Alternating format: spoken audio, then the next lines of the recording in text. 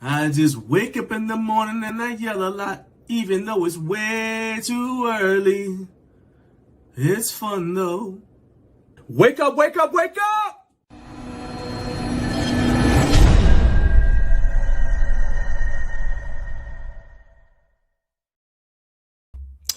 Wake up, wake up, wake up. I am John Greaves III, co-founder of Garage Gym Life, and thank you for getting up way too early with Garage Gym Life. My apologies for the late start. I cannot stand it when we don't start exactly on time, but I discovered when I went to start that Facebook had decided to once again disconnect from StreamYard. So I had to stop and reconnect. And this is despite the fact that I had already double checked that Facebook was connected, and still Facebook decides that it wants to. Facebook is probably the least user-friendly platform for a content creator, which is why we don't do a ton of stuff on there. In fact, I wouldn't even be streaming to Facebook if my brother had not told me that that's where he watches the show. My older brother, shout out to Gilbert, said he watched the show on Facebook. He said, "Hey man, I don't get notifications about your show anymore on Facebook." So I said, "All right, if you watch, that's good enough for me. I'll go ahead and I'll start streaming on Facebook again." But that means I have to deal with irritants like this. And I don't understand why Facebook goes out of their way to make it more difficult for people like me to get more traffic on their antiquated, outdated, and very tribal and frankly annoying to use platform. But nevertheless, they do. And so, as I said, I then had to, instead of starting my show on time at 06, as I normally do, instead, the show didn't start till 0604, which flips my switches, makes me extremely angry. And so for those of you who have watched the show before in the past, you know what I'm about to say, and it's this. It's the Recliner of Rage! It's the Recliner of Rage, because he's not happy!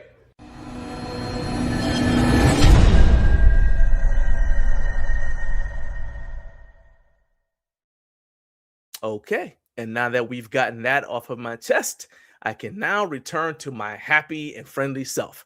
All right, as I said, I am John Greaves III. I'm the co-founder of Garage Gym Life, which you guys can see by my headline that's right underneath my name that I also had to completely replace because of said glitch that happened a few minutes ago that caused me to start late. But I am the founder of Garage Gym Life, along with my wife, Naomi.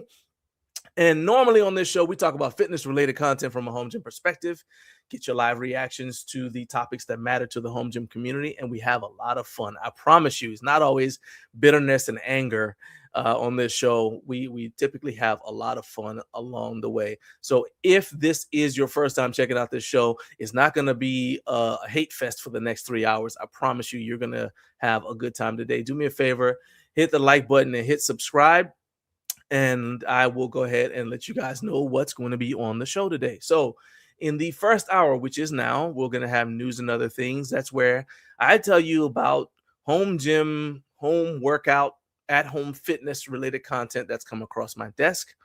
And then at 6:45, we will have the scheduled Recliner of Rage. So what you just got was a mini rant. Okay, that's like a bonus rage. All right, which is fine, I guess, because Recliner Rage is the most popular segment on the show. So you're gonna get a 2-for-1 today. All right. So at 6:45, we're gonna have the regularly scheduled Recliner of Rage. I'll tell you why. The main reason I'm mad this week. Then at 7 a.m., we are going to have Jason Benoit from Exponent Edge.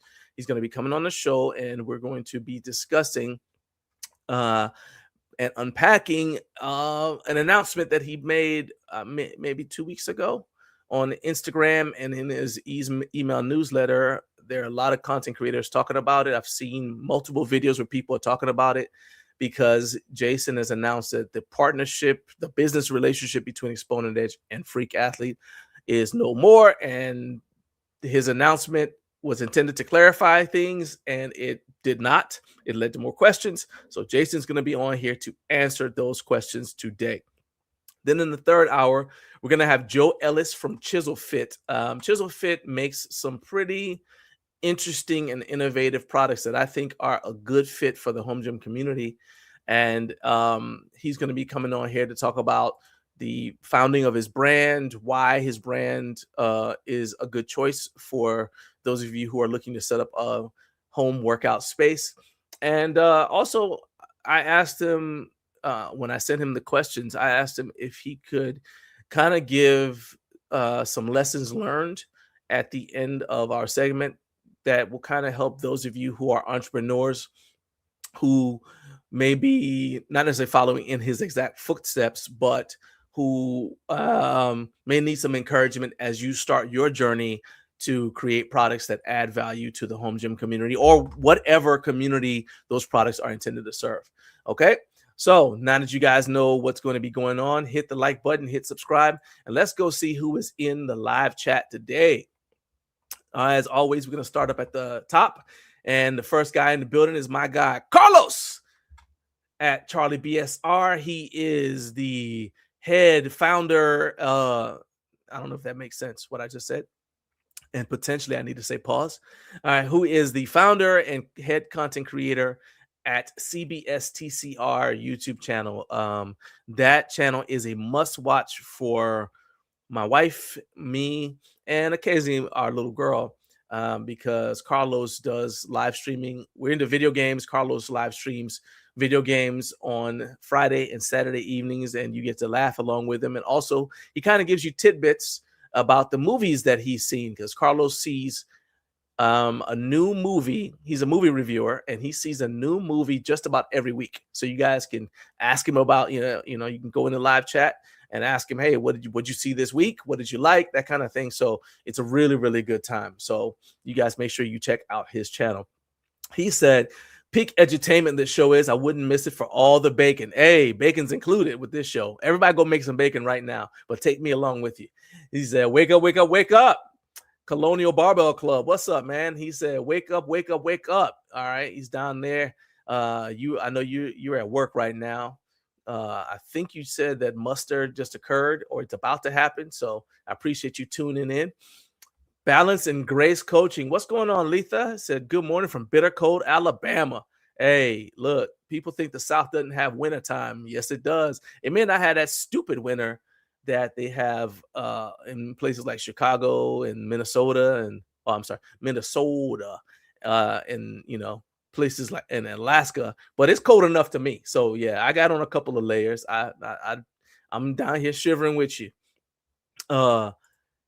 Colonial Barbell Club. Yeah, he said a morning from the disrespectful code. No, not disrespectful. From the disrespectful code of Virginia. Yeah, that's unacceptable. I remember when I was living in Maryland as a little boy. I remember the first blizzard. Okay, so we came to the States in 1980 from West Africa, right? And so I had seen snow, but it was on the mountains. So I had seen it. I didn't experience it. So we came over here, and just as a side note, that year happened to be the year of a record heat wave in Maryland, right? So it was hotter in Maryland because it was like an average 100-degree temperatures. And where I came from in West Africa, it's 80 degrees. We're on the coast, it's hot, but it's not unbearable.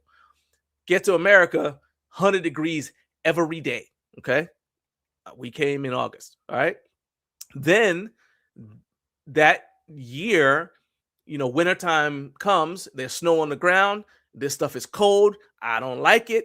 And then I think maybe the next year there was a stupid blizzard. All right. And so I was like, I'm not sure. I looked at my mom. I was like, I'm not sure we made a good choice here. All right. It's stupid hot. And then in the winter, and half the year it's stupid hot. The other half of the year, it's unreasonably cold. I feel like we may need to go and look back at our choices again. But, as you see, I stuck it out. And that concludes story time with Grandpa.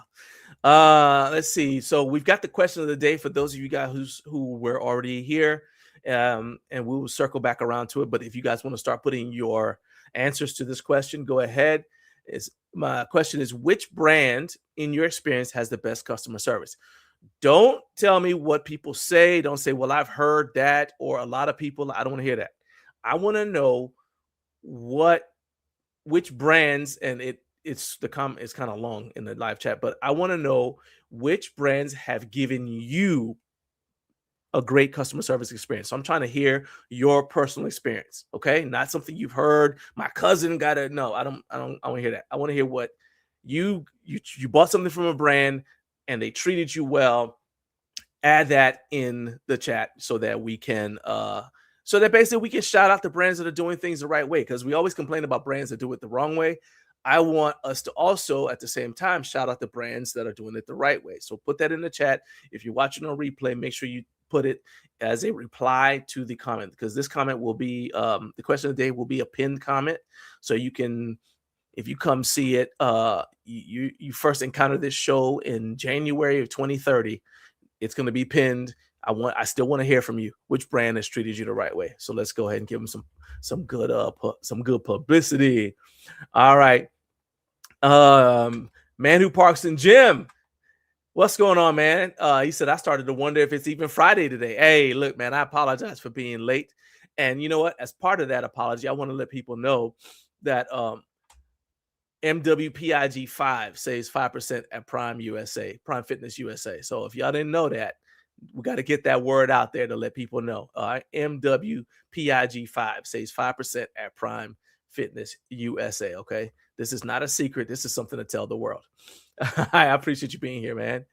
All right, so we're starting to see you guys answering the question of the day. That's what I'm talking about. Carlos said tech is moving too fast for no reason. Dude, I'm telling you, oh my goodness. I got angry. All right. Paired and Powered Up said, yeah, I almost went back to bed. Me too. Is this gonna be like this today? Matthew Porter, what's up, man? He says, good morning. What's going on, man? Glad to have you here, Matthew. Carlos Sanchez said, good morning from an unusually cold South Florida morning. Okay, hold up. Let's back up a little bit, Carlos.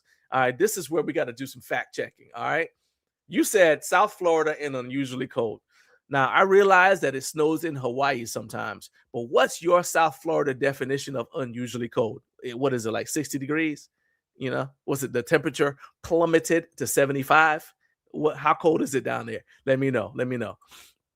Let's see here. Let's throw that in there. All right. So I see. So yeah, you guys keep on putting your answers to the question of the day in the in chat. Which brands have treated you have treated you right, giving you good customer service? Whether you had and it also applies if you had like an issue with a product and the brand took care of it the right way. To me, that counts as good customer service. We cannot expect perfection from brands, right? We live in a world that is imperfect, filled with imperfect people who make imperfect things, and there's even imperfect weather conditions. All right, so don't expect perfection from man-made things. But what I do want is for a brand to treat me right once they are notified that a problem exists. And so I'm looking for those stories as well. All right, so Carlos said that it is 42. Woo! Ooh! Y'all need I don't know. Y'all need to get your prayer cloths out. Everybody start praying. Find out who sinned. All right, because that's unreasonable. 42 degrees in Florida. Y'all not even equipped for that. Do they sell jackets in Florida? This is a serious question. Like so I've been to Florida multiple times. I've never seen a jacket in a store. Never. All right. I've seen t-shirts and tank tops, flip-flops and shorts, and occasionally long pants. All right. When you want to get, and even then, I'm thinking now back, even watching Miami Vice, they always had linen pants on. So I don't know what y'all gonna do. This might be a crisis.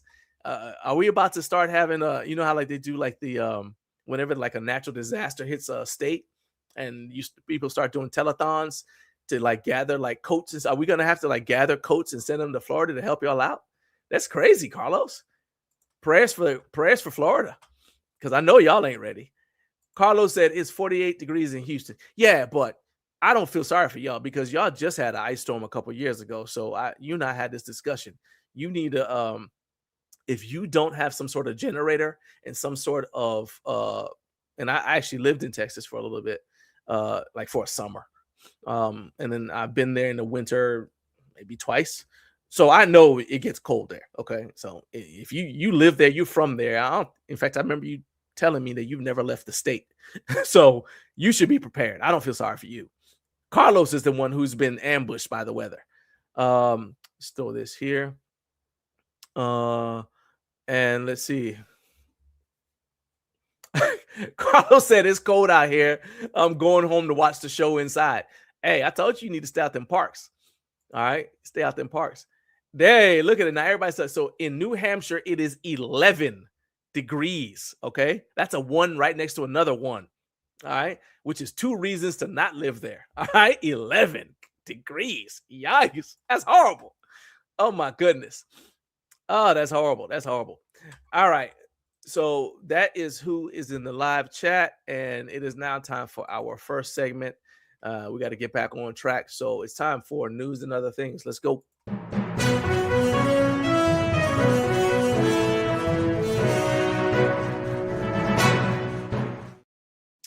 All right. News and other things is brought to you by today's sponsor, One Audio. They gifted us 2 pairs of studio headphones to use during our streams. Naomi has the Fusion A70, and you guys will be able to see that. She's going to be on the show next week. That will actually be the mark our 2-year anniversary of this show. Naomi's going to be on the show next week, and you guys will be able to check out those Fusion A70s. And excuse me, they also gave me these Studio Max 1s that I'm wearing right now. I like them. I like them. Sound is nice and crisp and clear. They give you the option of going with a wired connection. You have the choice of 2 different jacks, or you can just go Bluetooth connection. I like the fewest number of moving parts possible. And so I went ahead and I went with the wired connection, but you can go Bluetooth. And I know that a lot of you guys have your own podcasts and things like that. So if you are in the market for something like some high quality studio headphones, these are DJ quality headphones. So if you're looking for some high quality studio headphones, you cannot go wrong with the One Audio Studio Max 1s. The link to grab these is in the description for this video. So make sure you guys go ahead and check that out, and let them know when they ask you how you found out about them. Make sure you tell them that Garage Gym Life sent you. I'll send you one thing that I honestly, it's a small thing, but I didn't notice it because I just put them on. But something I noticed is, a lot of times the headphones, you don't know which is which. There you go. They say, hey, this is the R, this is the L. So that way you don't put them on incorrectly. And like I said, they're really good. They are foldable, give you extra bass sound. Got no complaints at all. All right, now let's jump into the question of the day. A bunch of you guys have already answered the question. What's up? I got Jared Martin. Actually, you know what? Before we do question of the day, let me go ahead. I'm going to skip steps and let's see here. Where is this thing? I just put it in because this is a shout out to Jared. And it's actually a shout out to Jason. Okay, here we go. Yeah, so shout out to Jared's Basement Gym Tour. That's right, this very guy, Jared Freedom Gym, Jared Martin. He has a basement gym tour that is available to watch on the episode 11 of Rep, Rant, and Repeat. And I have put the link to that video in the description for this one. So if you're watching on replay or after this show is over, go ahead and go check that out. And make sure you drop some comments, because that's going to help move that thing through the algorithm. Drop some comments. Let them know what you think of Jared's setup. He's got a really cool basement gym setup, and I'm a big fan of it. So you guys, this is not sponsored. All right, but I just think it's a cool video. So you guys go check it out. All right. All right. And let's see here. All right. Now let's go to the question of the day. So as I said, question of the day, which brand in your experience has the best customer service? All right. These are brands that have treated you personally with respect. They've taken care of your shipping. Like top-notch customer service. So give me the name of the brand and why you like them. So I'll go first, as I usually do. For me, now this is far from the only brand, okay?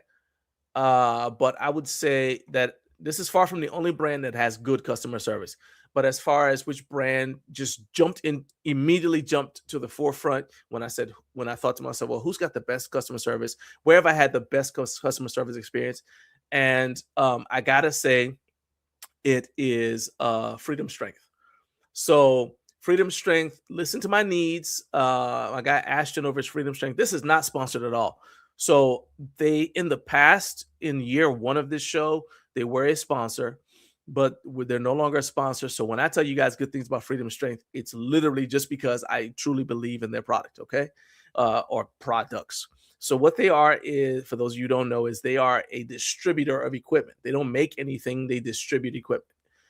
So what I like about them is if you want to be equipment agnostic, you want to like basically say, okay, this is my situation and I need to get equipment for my living situation, like my room dimensions, whatever, you can go to them.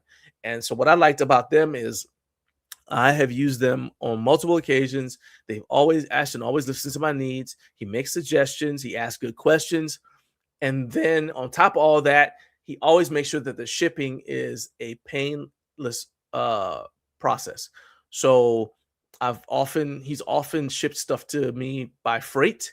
I've actually used him to ship stuff to other people. They've always been happy with the product when it arrives. The products that he stocks in his inventory are durable and they are from established brands that you can trust.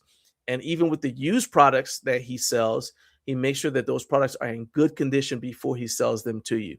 And then in addition to that, he's always putting out good information on his YouTube channel, his Instagram, and even his LinkedIn, where he's just kind of educating you about gym equipment and letting you know in cases where sometimes an older commercial product might be a better value for you and give you more utility than something that's brand new specifically for the home gym community, right? So my vote is for Freedom Strength. I'm sorry, not Freedom Strength. I keep saying Freedom Fitness. Ooh. I like Freedom Strength too. They make awesome sandbags. Freedom Fitness Equipment. All right. Freedom Fitness Equipment is the company I'm talking about. They're an awesome brand. All right. Now let's go to you got your start. So paired and powered up.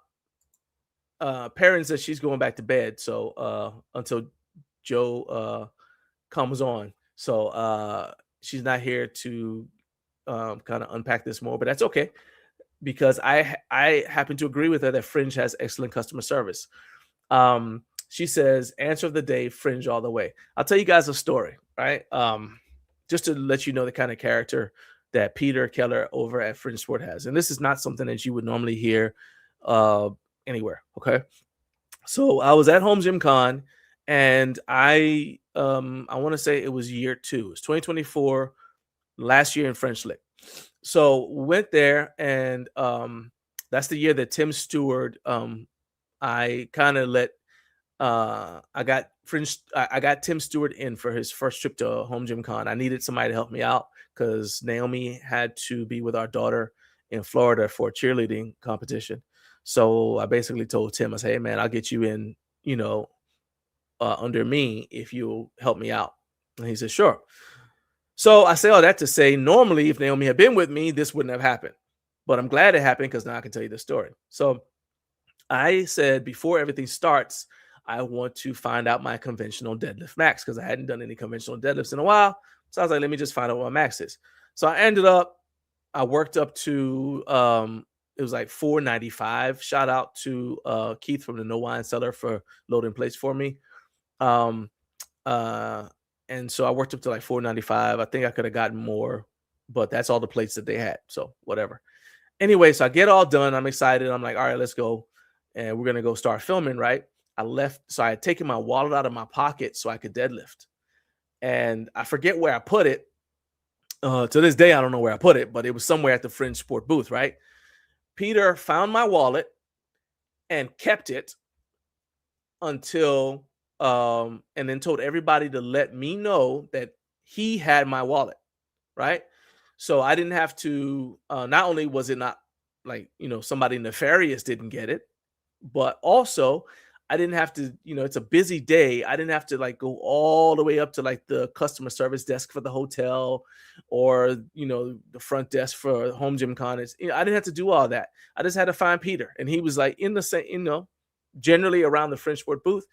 And I went down there and he just took the wallet out and just handed it to me, told me everything was there. It was. And that's just, something that he didn't have to do, because he could very easily have just been like, oh, just stick it behind the desk. But then if he walked away, he had no way to make sure that, it would be taken care of. He could have said, hey, I'll just take it up here to the front desk so that I don't have to deal with it. He didn't do that. Instead, he did the personal touch thing. And that kind of thing to me is a small thing, but it tells me what kind of person this is in terms of integrity. And so that's always in the back of my mind when I say, when I'm thinking about whether I should purchase something from French Sport, because I know the character of the person who owns and runs the company. Okay, so that was an unplanned story, but there you go. So I agree, French Sport is an awesome company. Perrin said that Rogue has actually this might have been Jeff, said Rogue has actually treated me well too. I'll say that as a customer, Rogue has treated me fairly well. As a content creator, not so much, but that doesn't matter for you guys. What matters for you guys is how they treat you as a customer.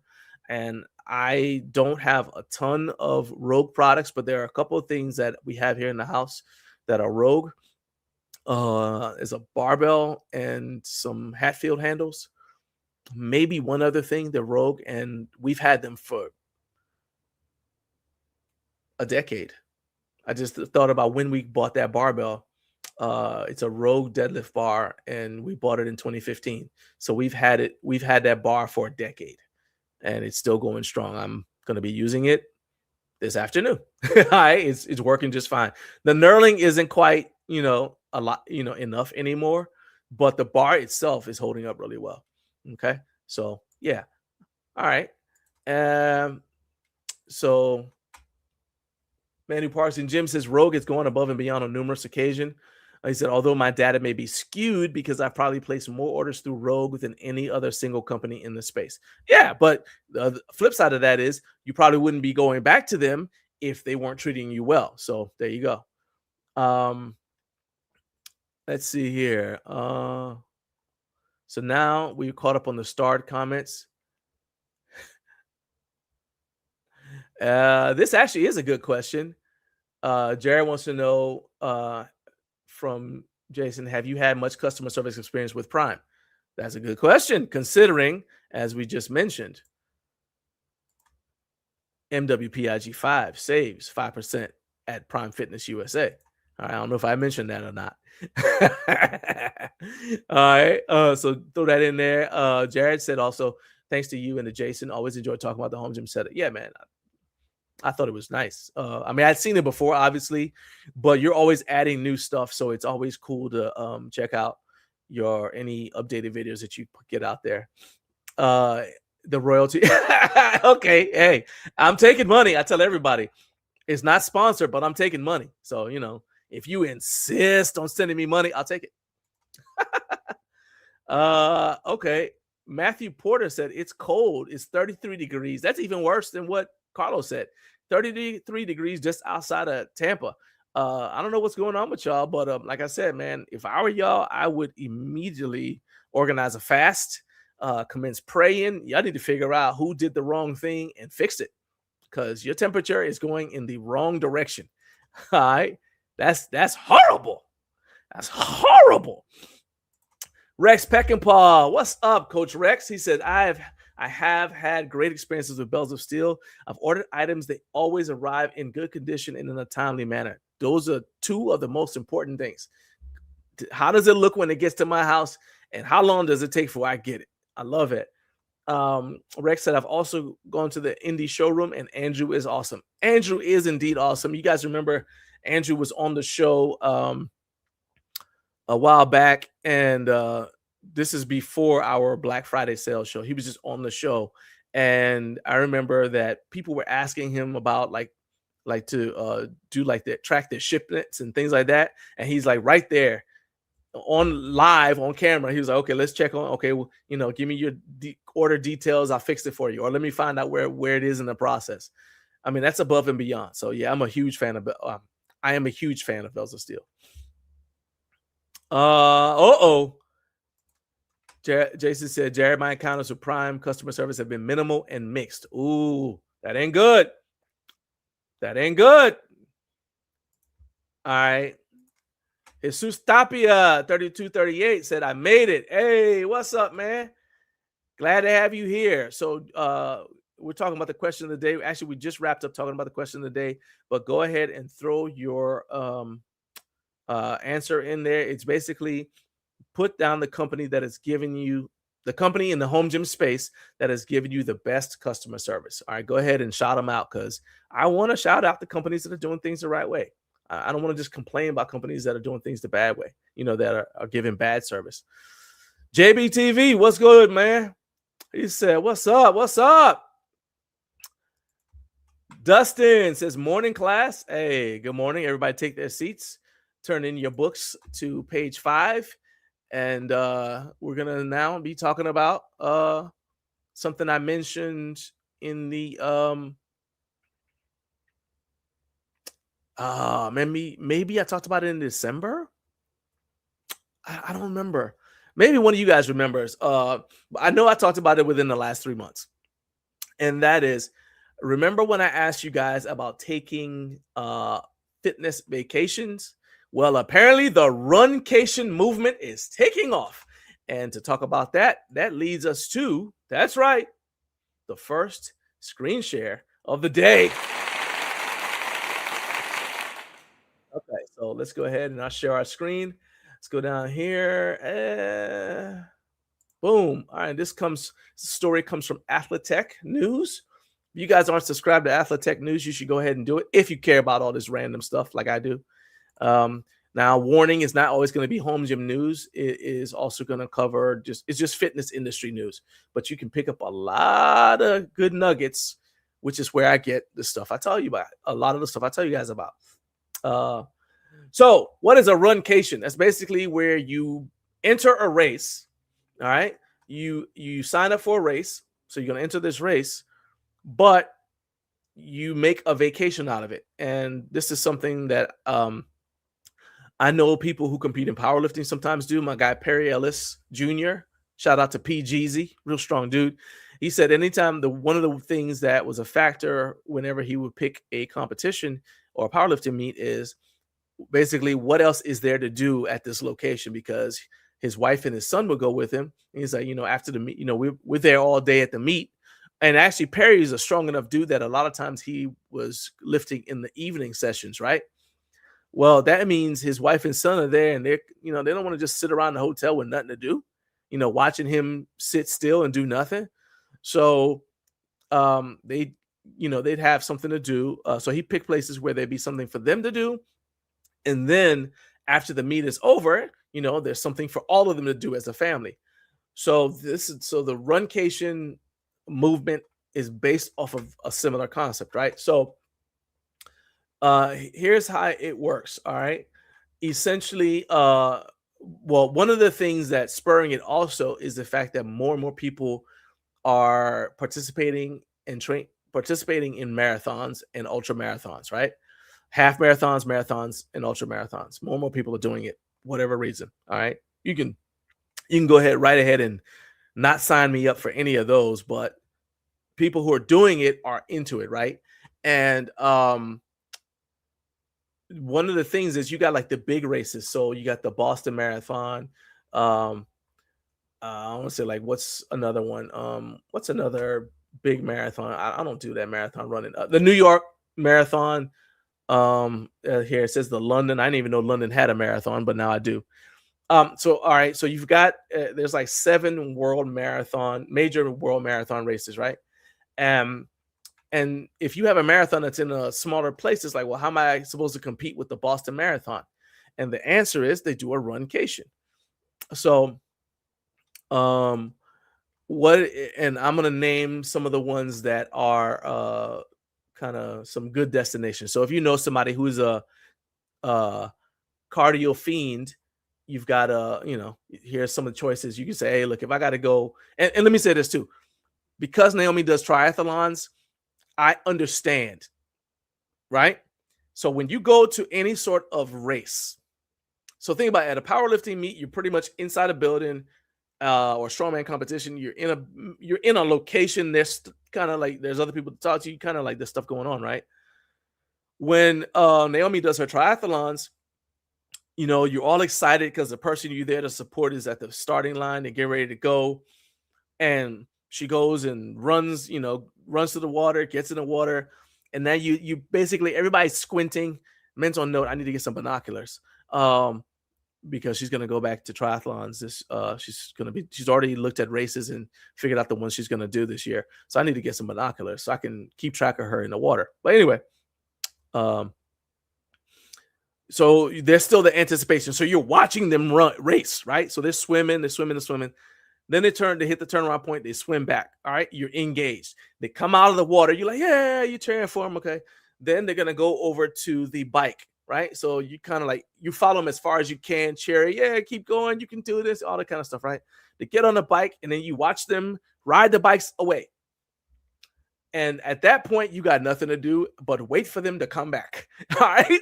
Like it's always funny whenever you see somebody who's like they're at their first one, because it never occurred to them that while these people are out riding their bike, and the same thing happens on the run, right? They come in with the bike, they do the transition, change shoes, and take off running, right? And they're gone. You cheer for them, then they're gone, right?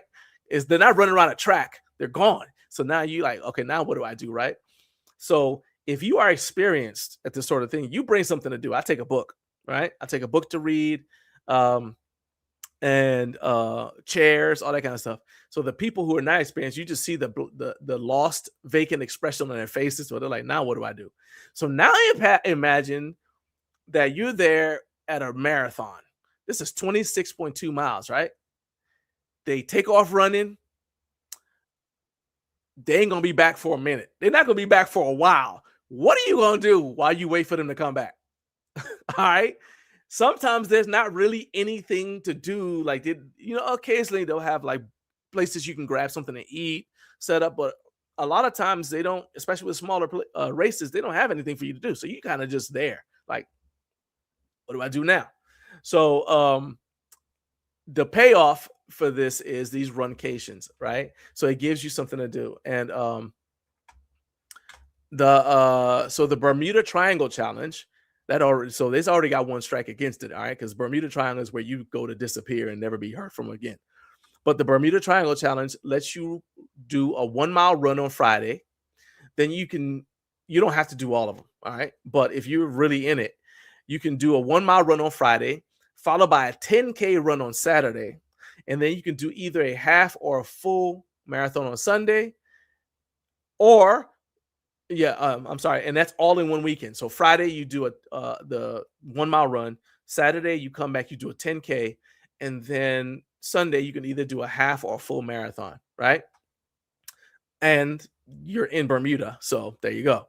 Then there's the Dopey Challenge. That happens at Disney World. So in addition to the fact that you can go to Disney World after everything is done, the people are going to the Magic Kingdom, and they will run a 5K, a 10K, a half marathon, and a full marathon. And that's the Dopey Challenge. So you do that. I don't know if that's over the course of a week or what, because that can be a weekend because there's too many races for a weekend. But you do a 5K, you do a 10K, then you do a half marathon and a full marathon. And it's organized so you know what dates everything's going to be on. And you can also choose to do just one challenge. But the point is, now you're at Disney World. Then there's an event organizer called Vacation Races. They put on half marathons and ultras. So an ultra marathon is any race that's longer than 26.2 miles, right? And they're organized so you do them in a park, national parks. So if you're into running, I can imagine that it'd be fun to run through Yosemite, Bryce Canyon, Mount Rainier, Grand Teton, whatever. But basically, the organizer, you're not just running, in somebody's subdivision. You're running through a national park. I'm not into that. but I'm also, as we mentioned, not into the whole running a marathon thing. But then you also, I will say, shout out to mountain lions, because it occurs to me that if you're running in certain locations, you might get some speed boosts whenever the local wildlife decides to join the race. But hey, that's on you. And then this one seems to me like it's got the most potential to be friendly to everybody, the participant and the people who they're cheering on. It's called the Run for Fun Cruise Tour, right? So you go on a trip to the Caribbean. You can also go on the Danube in Europe, and they'll stop, and then they do like a planned group run. So you get off the boat and go run, come back, get back on a boat, return to your cruise, and then go to the next stop. So, so if that's your thing, or if it's not your thing, but you are in some sort of relationship, brother, mother, father, daughter, husband, wife relationship with someone, girlfriend, boyfriend, whatever, who's into that, you might be like, hey, look, I'm tired of going to these things and supporting you, and I got nothing to do. So let's go. Why don't you do the Run for Fun Cruise Tour? So you can go out and do all your running. I'll hold the fort down on the ship. Then when you get back, or whatever. Okay. So I'm just throwing that out there for you. All right. Let's see. We got somebody. JB says, in answer to the question of the day, he said Bulletproof Fitness has done A+ customer service with me. All right. So I love that. That's another. So that's another one. That's a brand that doesn't really get talked about a lot on this show, because I just don't see a lot of stuff from them. Probably because I'm not signed up for their newsletter, and I need to do a better job about checking out companies like that. So in fact, I'm gonna go sign up for their newsletter once the show is over, so that I can put that information out to talk about what they have to offer for you guys. Especially considering JB says that they've got good customer service. Coach Carp, FOC, that's right, FOC. It's Friends of Carp. He says Fringe Sport. It's another vote for Fringe Sport, and he said Rep Fitness. Okay, glad Rep Fitness has treated you well. JB said, oh yeah, okay, so the Chicago. I knew there was another one. I told you I ain't in all that. All right, the Chicago Marathon. All right. JB said that one fills up super fast because there's no qualifier. Yeah, it just fascinates me that so many people are eager to run for a long time. Okay. Carlos says, speaking of marathons, I'm at 10,166 steps so far today. He's probably going to hit 20, probably 30K as far as steps. So, hey, shout out to you. Jared said, my manager's wife just did a Disney half marathon, and the whole family went for a weekend to cheer on and do a quick Disney visit. Yeah, that's what I'm saying. It's like, look, I'm not the one training for the marathon. First of all, we supported you throughout all your training, and now you want us to come to this event and just stand outside in the hot sun with nothing to do, or the cold with nothing to do, while hey, I support you, but can I have something to do? So yeah, I love that. I love this idea. That's kind of why that jumped out to me. And you probably are only going to hear about it here on this show, because that's what we specialize in, talking about stuff that nobody else talks about. Which brings us to the most popular segment. You already got a little snippet of rage, but it's time for the real deal. Recliner Rage. Let's go. It's the Recliner of Rage. It's the Recliner of Rage, 'cause he's not happy.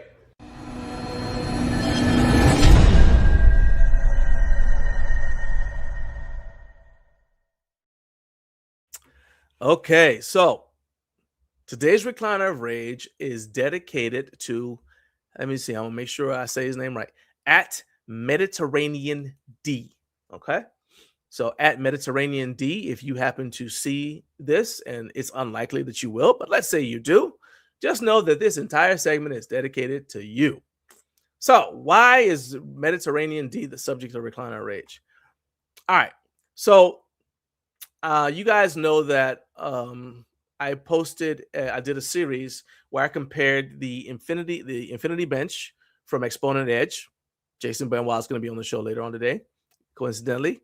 But I posted a series where I compared the Infinity Bench to the Makolo Bastet and the RitFit Gator, right?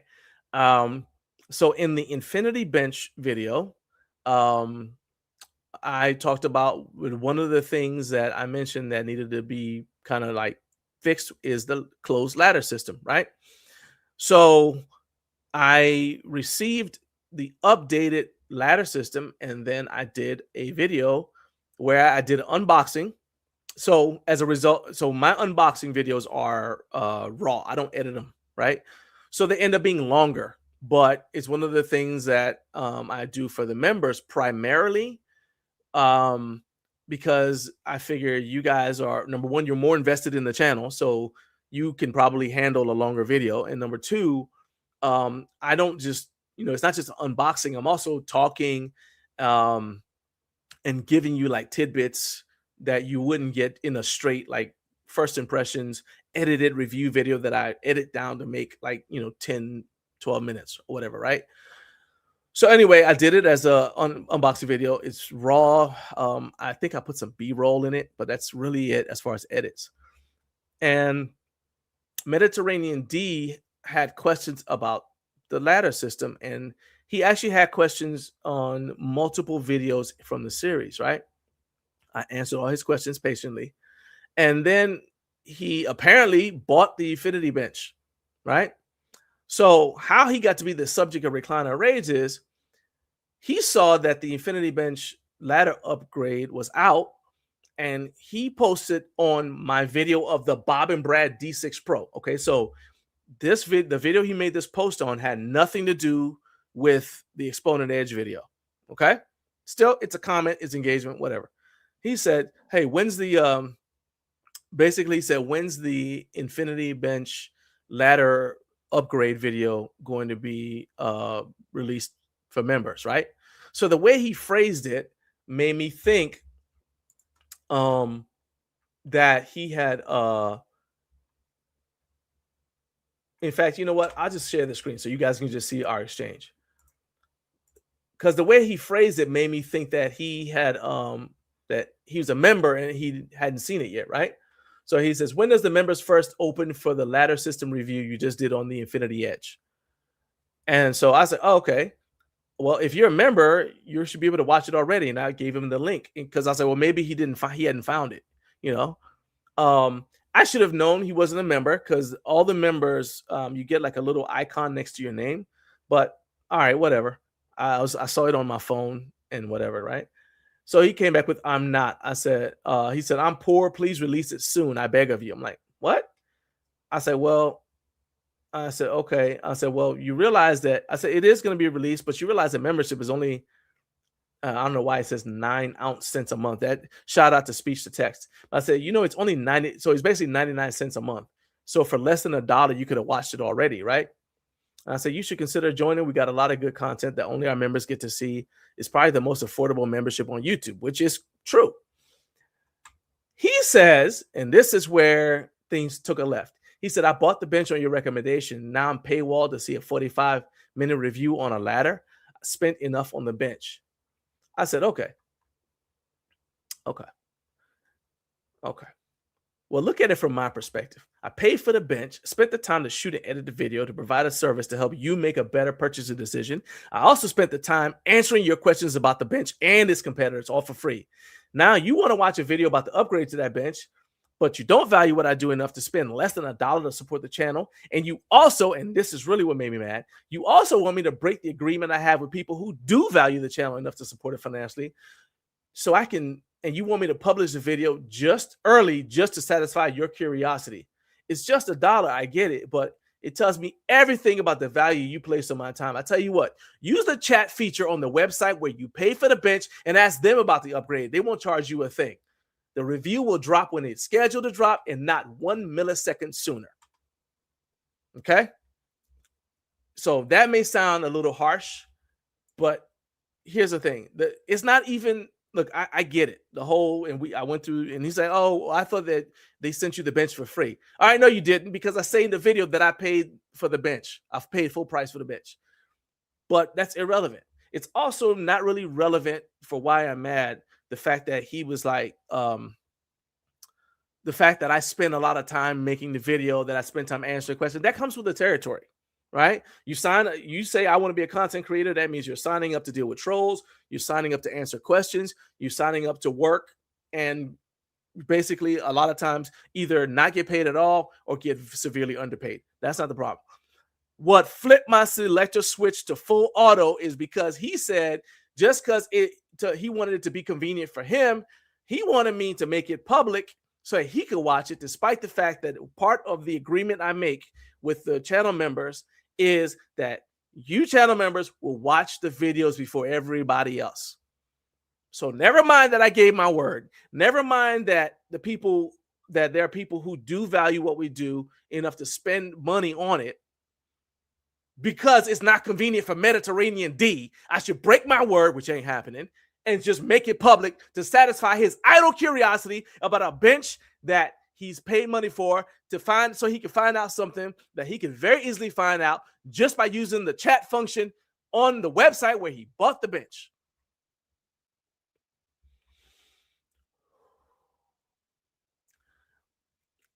And to be honest with you, it irritates me when people say, or when people have this attitude that if I get paid or any content creator accepts anything of financial value for making the video, that means that you shouldn't support them. Kick rocks. When was the last time you canceled your Netflix membership because all the actors in every show you watch on Netflix got paid to make the content? When was the last time you did that? You don't watch sports because the athletes are getting paid? And all the newscasters, the cameraman, everybody, they're all getting paid? But it just bothers you to pay less than $1 to watch a video that you want to watch. So I gotta cancel my word to everybody else who isn't out here griping. I tell you what. Here's what I'm not. Here's what I really think. I want you, Mediterranean D, I want you to take off your shoes and socks, go outside and walk a mile, and I want you to kick every rock you see barefooted. Feel free to not come back. Feel free to not come back. Because I don't like entitled people. You're on a platform that's free. You see, I've got hundreds of hours, probably thousands of hours of free content. But because this one video isn't available when it's convenient for you, you want me to break my word. Well, I ain't gonna do it. Kick every rock. Spread your toes, kick every rock barefooted. Be gone. That's what I think of that. I cannot, especially, and then he comes back, oh, I thought that you got the kick rocks. I don't break my word. Not for you, not for anybody else. Not for you, not for anybody else.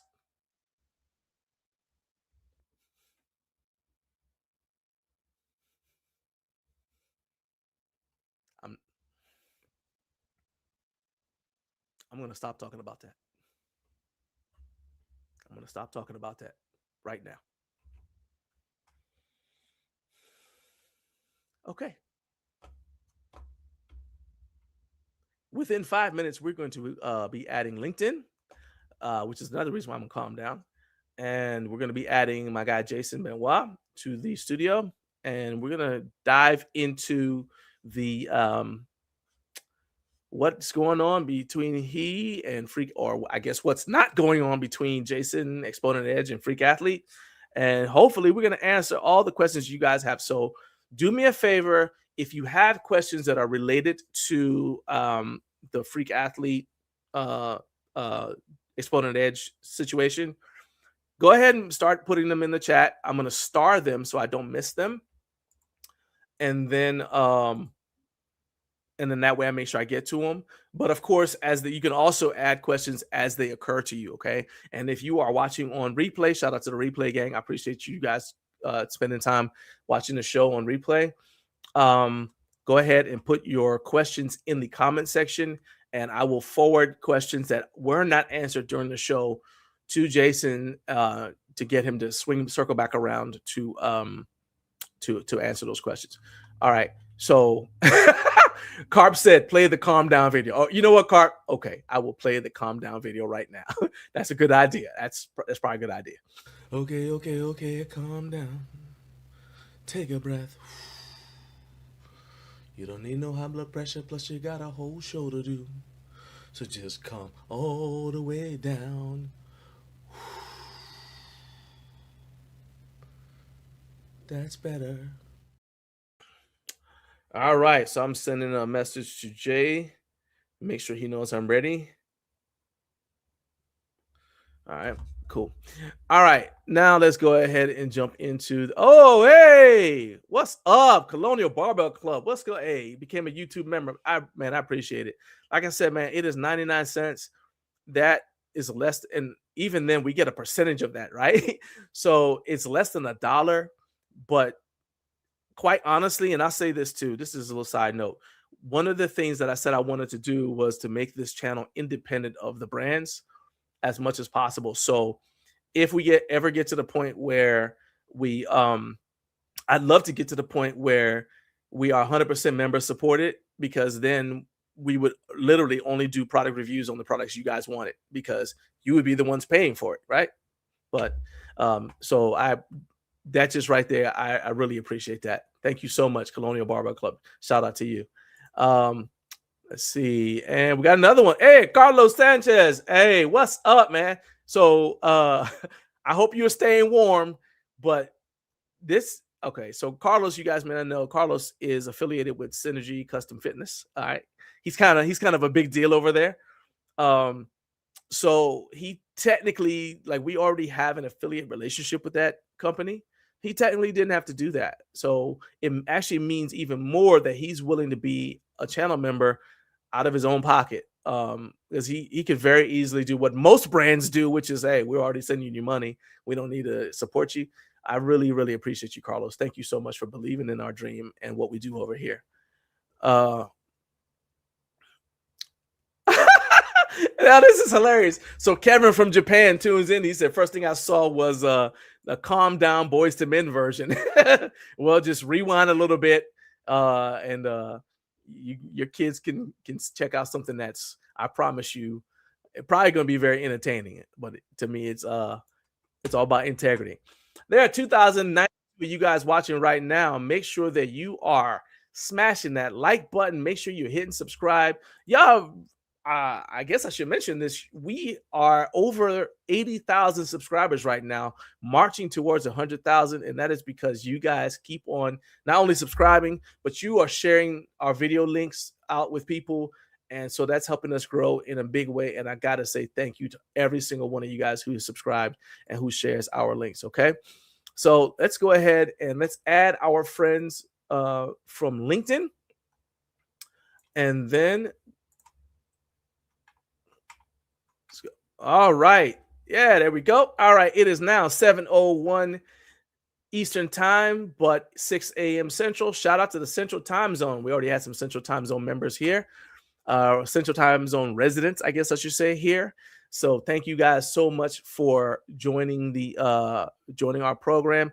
If this is your first time, make sure that you are following our show page, Up Way Too Early with Garage Gym Life, on LinkedIn, because that way you don't miss a single one of our interviews. On this show, we interview the people who are influential across the home gym community, and that includes people who make the products that make the home gym community possible, like my first guest, Jason Benoit. So Jason is a recurring guest and friend of the show, who also happens to be the innovator behind one of the most game-changing, this is not hyperbole, Jason is the innovator behind one of the most game-changing developments in exercise benches in the last 15 years. I put down originally the past decade. I want to say it's more than that, in the last 15 years. And again, that's not hyperbole.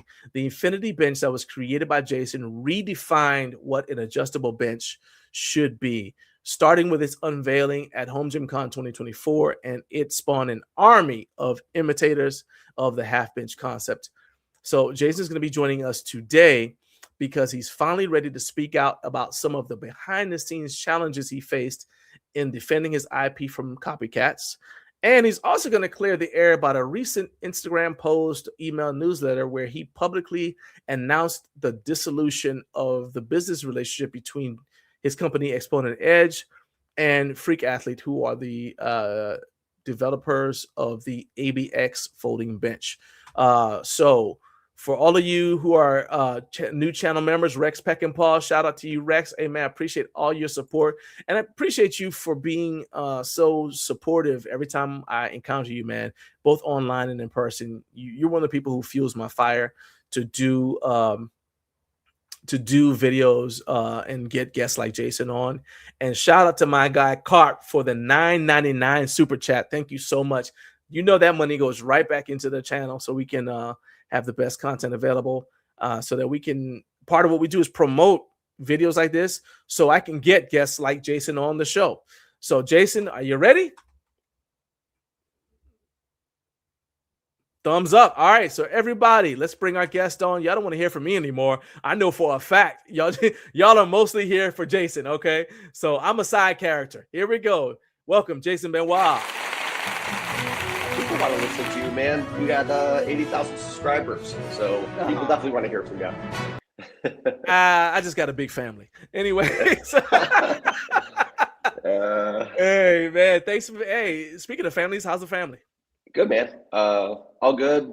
Everybody's back in school after breaks and everything, so we're getting back into the swing of things. So it's all good, man. An anniversary, right? Didn't you just have a wedding anniversry not that long ago? My wedding anniversary is in August. I saw a post on Instagram where you were. That was just so. I know this is not what we're going to be talking about today, but I think one of the things that I haven't done a great job of socially is really showing at least a little bit of a personal side. Right. And I think a lot of people like to see some of that. So that was really just kind of like my introduction to starting to show a little bit more from a personal side. So I'll start to mix a little bit of that in, a little more behind the scenes, because I think it's valuable. Yeah, you were.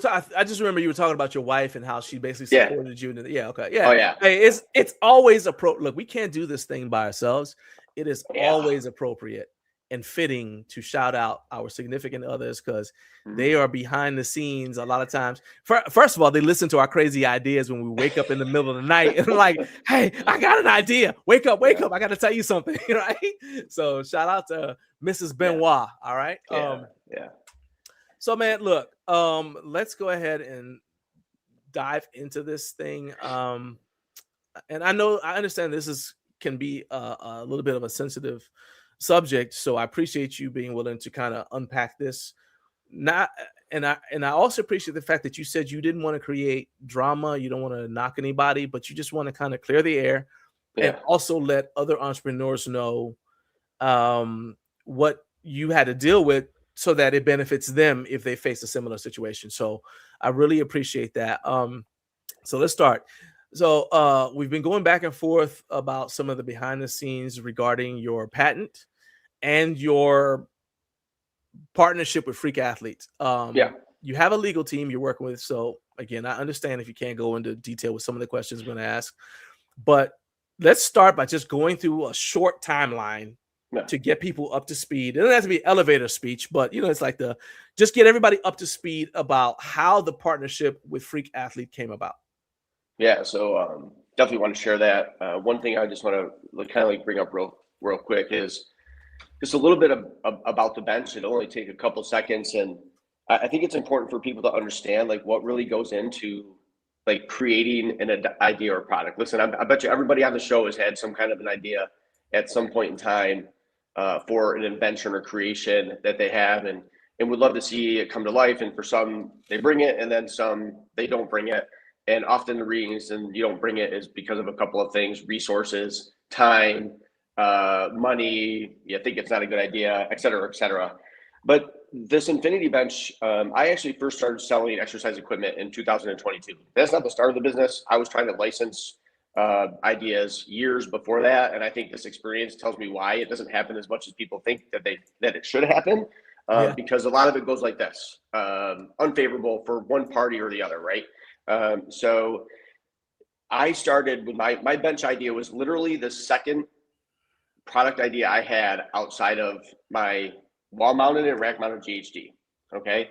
those two products that I started with, those GHDs, were out of necessity for me in my own training. It's the exact same thing that happened with my bench. In a small space, I wanted to be able to do overhead work with a bench. I couldn't do it. And so I started to think about the idea. This is like 2022.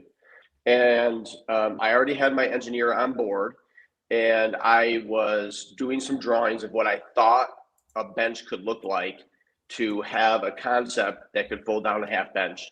And so when I had him come over, I said, do you think that we could do this? Like, can we engineer this? And he's like, absolutely, we can engineer this. So from that point in time in 2022, there were multiple drawings, CAD drawings, money, resources, time, mental energy, and multiple product iterations that come about in order for a product to come alive. So I think that there's a little bit of misconception about how easy it is to make something. Like, anytime you see something new from a company, they've been working on it, or an individual creator, like not just a company, individual creator. Think about a company with millions of dollars of resources versus little old Jay, that like how quickly something can actually come to market. And I paint that picture because I think people need to understand it takes a lot of money, work, and effort to bring something to the table. And then when you are getting taken advantage of as a small creator, it gets personal. And I took it upon myself not to want to blast anybody, and that's not what I'm going to do. So if anyone's looking for something like that to happen, that's not going to happen. But I do want to paint the picture. Okay, so that's the background. How did the timeline with Freak Athlete actually work? Well, we all know that I brought my Infinity Bench to Home Gym Con in 2024, something that people hadn't ever seen before. And it was about 9 or 10 months later that Joe Gray at Gray Matter Fitness had reached out to me because he was looking to link Benji at Freak Athlete with myself. It was a mutual connection. We both knew Joe. We have talked to him a couple of times. So he got us linked up in a conversation, and that was in January of 2025. So this is already 9 or 10 months after my bench had already released, right? So then after that, January 10th, we had a couple of meetings, couple of phone calls, conversations. We ended up reaching a signed licensing agreement with my bench on January 27th of 2025. Right. In that same day, I provided copies of all my step files and CAD files from my engineer on the design of the Infinity Bench. So that's when Freak Athlete was able to take the CAD design, and they were able to start to incorporate that into the ABX bench that you are seeing today. And then whatever number of months go by, and it was August of 2025, while we were still had a partnership, that my logo files and stuff like that were provided to Freak Athlete for their ads, really just to give me some recognition and put my name on their ad so people knew that I was the original creator of this device. And it felt like things were good, but there's stuff in the background that neither myself or Freak Athlete really can control that kind of took place. So that is the timeline of Freak Athlete. And then now there's no partnership or agreement in place. Right. So what I was doing while you were talking is, so I have a text thread, I guess an eternal text thread with Joe Gray, right? So it's just like, it just keeps going. And sometimes we don't text each other for months, and then we'll just come back and like, we don't even say hey anymore. It's just like, we just continue as if the conversation's been ongoing. And he basically said, when he found out you were going to be on the show, he essentially said what you just said, right? About how he connected. So you had your bench, and then he said, essentially, he was talking to Yogi, and he kind of commented to them like, hey, that they needed to connect with you because they were working on something that looked like your bench. And so he's like, okay, let's connect you guys. And so I say this,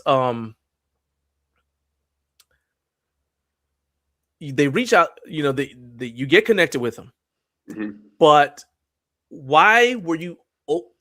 It's like you told me in an email back on the in 2025, October 27th. This wasn't a situation where you were planning on no longer selling your bench, right? So Freak Athlete has a bigger profile, but you weren't planning on discontinue, like not like stopping selling your bench on your own platform, right? Correct. You said there was never going to be an end to my bench. Even there were no issues with the patent, I was always going to sell mine. And you also only intended the partnership to be a 2-year partnership. So yeah, that was the agreement. So why were you open to the partnership in the first place if it wasn't going to be a thing where you were licensing them to be the sole distributor and you're like, I only plan on doing this for 2 years. So where was the advantage for you in terms of this partnership with Freak Athlete? So I think there's a couple of advantages, and I think the thing I can speak to that's the greatest advantage is I'm a small company, early stage entrepreneur, and I don't have the brand awareness, I don't have the reach of the large players, I don't have the marketing dollar capacity to get ideas in front of people. So often for small creators like myself, getting a partnership with another company who has a broader reach can be a way to get your idea in front of the community of the people that you'd like to get it in front of. So I had never been in any type of partnership with anyone else at this point in time. It felt like a good way to get in front of people and essentially a win to show that good collaboration can happen between small guy, bigger guy, right? And so that was really the goal, is the fact that I realized, hey, this is a good way to get not just my Infinity bench in front of people, because Freak Athlete is a much larger brand than I am, but it's also a way to get Exponent Edge in front of a large number of people compared to what I'm able to get them in front of. So it wasn't just a benefit to, hey, people see this great invention that Jay at Exponent Edge had on his Infinity bench. It's also like, oh, I never heard of Exponent Edge. Right. Oh my gosh, he's also creating this other stuff. And like you see for me, I'm not building products to copy. Like right. I'm building products because I have a need for my workouts in my gym that I've been doing for 30 years. And essentially I'm solving my own problems that are likely the same problems that many other people that are training at home have. So I'm one of you guys. Like this is so I'm just trying to build a company and get this in front of people for one, yes, bring in my invention to life and have more people see it, but also at the same time, learn more about Exponent Edge and me and what I'm trying to accomplish. So that was the reason I was open to partnering. So yeah, it's like you have a, what did I forgot how I said it before, but I feel like you've got, you've almost cornered the market on small space home gym solutions. Because your workout space is tiny, right? So you've got to be able to get a lot done in your workout space, and the necessity is the mother of invention. So you're like, okay, well, that's why a lot of times, the specific way that your whatever product it is applied isn't available on the market, because a lot of times things are made by people in a factory, and they have this vision in their head of what a home gym space looks like. But because they don't actually have a home gym space, it's like, well, we're just figuring it out. And so I like that you start with, okay, this is my problem. Let's figure out a solution to it. Hey, let's see if other people, could use it or think it's valuable too. Yeah. So this has been going for a while, right? Because you gave me a heads up back in late December. You were going to be making a public announcement about your intention to protect your patent. And that announcement dropped in an email newsletter to your subscribers. I know you also posted on Instagram. Did you put it on Facebook? It likely probably went to Facebook, because I think most of my stuff that goes to Instagram automatically goes to Facebook. So basically multiple social platforms. So multiple social platforms. All right. So it's in the emails newsletter, multiple social platforms. And that happened on January 6, 2025. So I'm going to quote from it. In early 2025, we entered into a licensing agreement to allow the use of this folding technology in a specific bench application, the ABX bench. That agreement is no longer representative of an active partnership. So I'm going to go ahead and pull that up from your Instagram. But what happened to dissolve that partnership? And I think something that everybody wants to know is, was this was the dissolution of the partnership basically a mutual agreement between Exponent Edge and Freak Athlete? So I would say the answer to that is yes and no on whether that was Huh? like mutually agreed. The reason why I say it that way is yes, ultimately both myself and Freak Athlete moved forward independently. And so we both are now no longer in a partnership. But all I wanted and all my ask was, and I can tell you more about like kind of like the reasons why it Sure. went the way that it did, is I just wanted our original licensing agreement that we signed together to be honored. That was it. I didn't ask for anything more. I didn't change any ask out of all of it. I just said, if the technology is going to continue, and I'll tell you why Sure. in just a second. Like if the technology of the folding bench is going to continue to be used in the ABX, then why would we not continue just to honor the agreement, regardless of IP, right? So if you're to ask me, what's the reason? There's only one. There's only one reason why that an agreement wouldn't be honored, regardless of whether the ownership of the IP or not, which yes, the agreement included ownership of the IP, right? But if you're going to continue to use the technology from an inventor or creator, why would you just not honor the agreement as I would say the right thing to do, right? And my answer to that would be compensation. So that's kind of where it came from. Now, in order for you to understand like why Freak Athlete ended up coming to the point where, I mean, honestly, I reached out to them and said, hey guys, like I haven't received payment. Like what's going on? So that was like the very first conversation. And really it's because part of the agreement was that I owned the intellectual property for the bench. Now I know you brought it up a couple of times, but let me tell you, I don't own the IP. But Right. but I think everyone needs to understand like why. Like I told you, Yeah, this is like the big deal because this is what a big happened? deal. And people need to, and I think this is very important for other people to kind of understand. Listen, what I'm going to describe to you as the mistake on the IP won't happen ever again with my company, as every single product after this bench that I have had that is patent worthy. And we're going to get to what's patent worthy and what's not, because I really want to answer Jonathan's questions that he had on or that he brought up. Right. In protecting yourself is everything I have done has been done by an attorney. So I'm an early stage company. I'm learning. This is literally my second idea that I've ever had. Right. Yes, I understand that I need to find some way to protect my idea, but resources are limited. I don't have budgets. Dude, I started my business. We don't need to go into how much debt I'm already in starting a business. And I'm trying to do the best that I can by writing a provisional patent by myself and the help of my engineer, which was filed.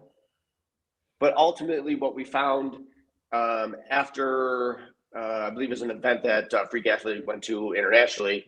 Yeah. We'll call it kind of Pandora's box was opened, and learned the complexity around being able to protect IP. So since I filed this provisional patent on my own, ran into patenting protection difficulties. So ultimately, it says I don't own intellectual property for this bench. And John, listen, this is a really tough learning lesson.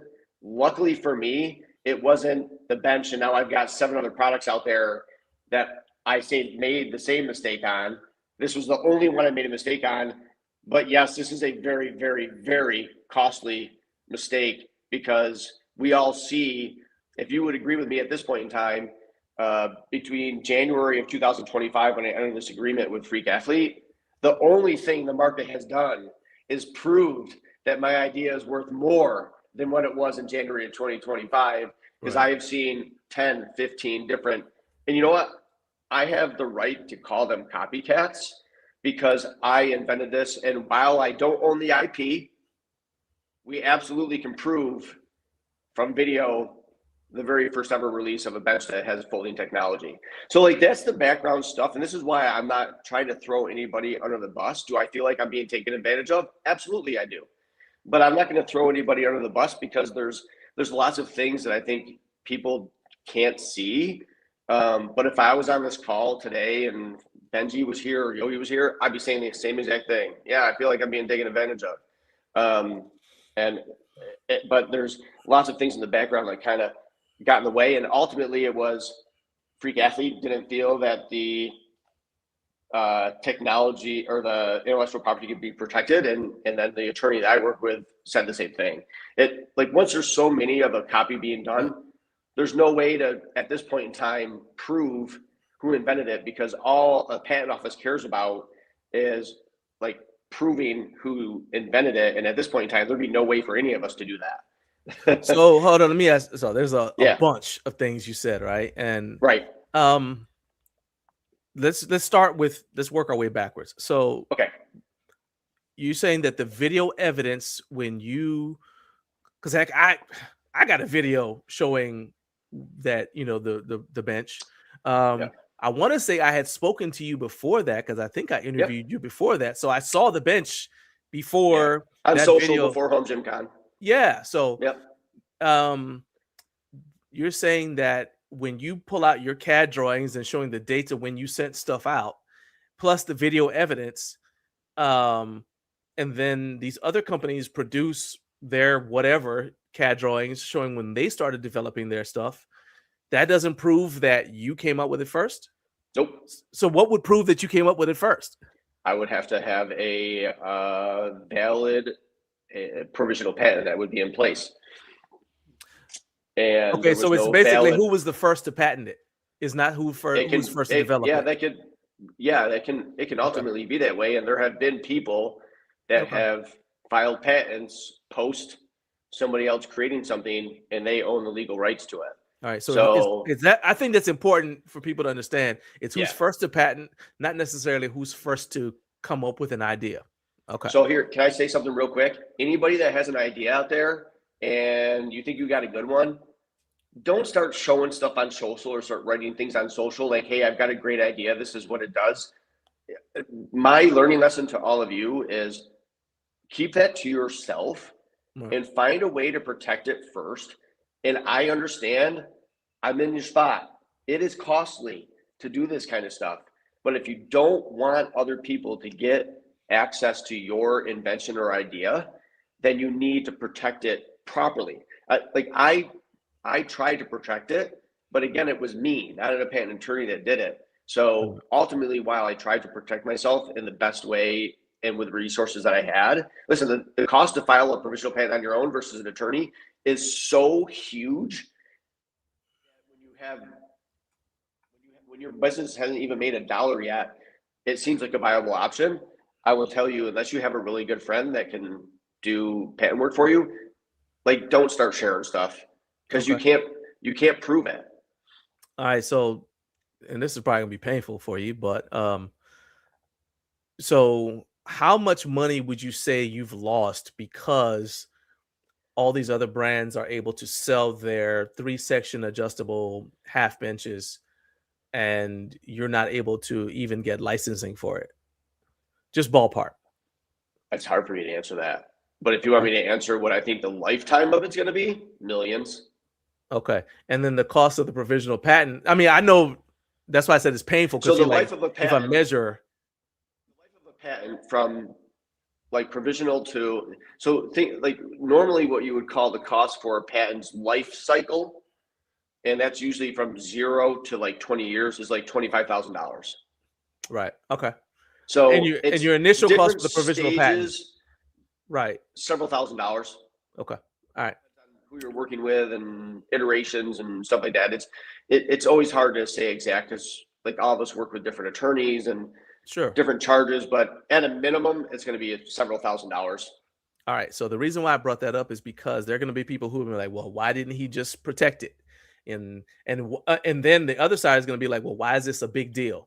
So I understand your situation where you're like, look, I'm watching all these people make potentially millions of dollars off of an idea that I had that, and I will vouch for you because there are people I know.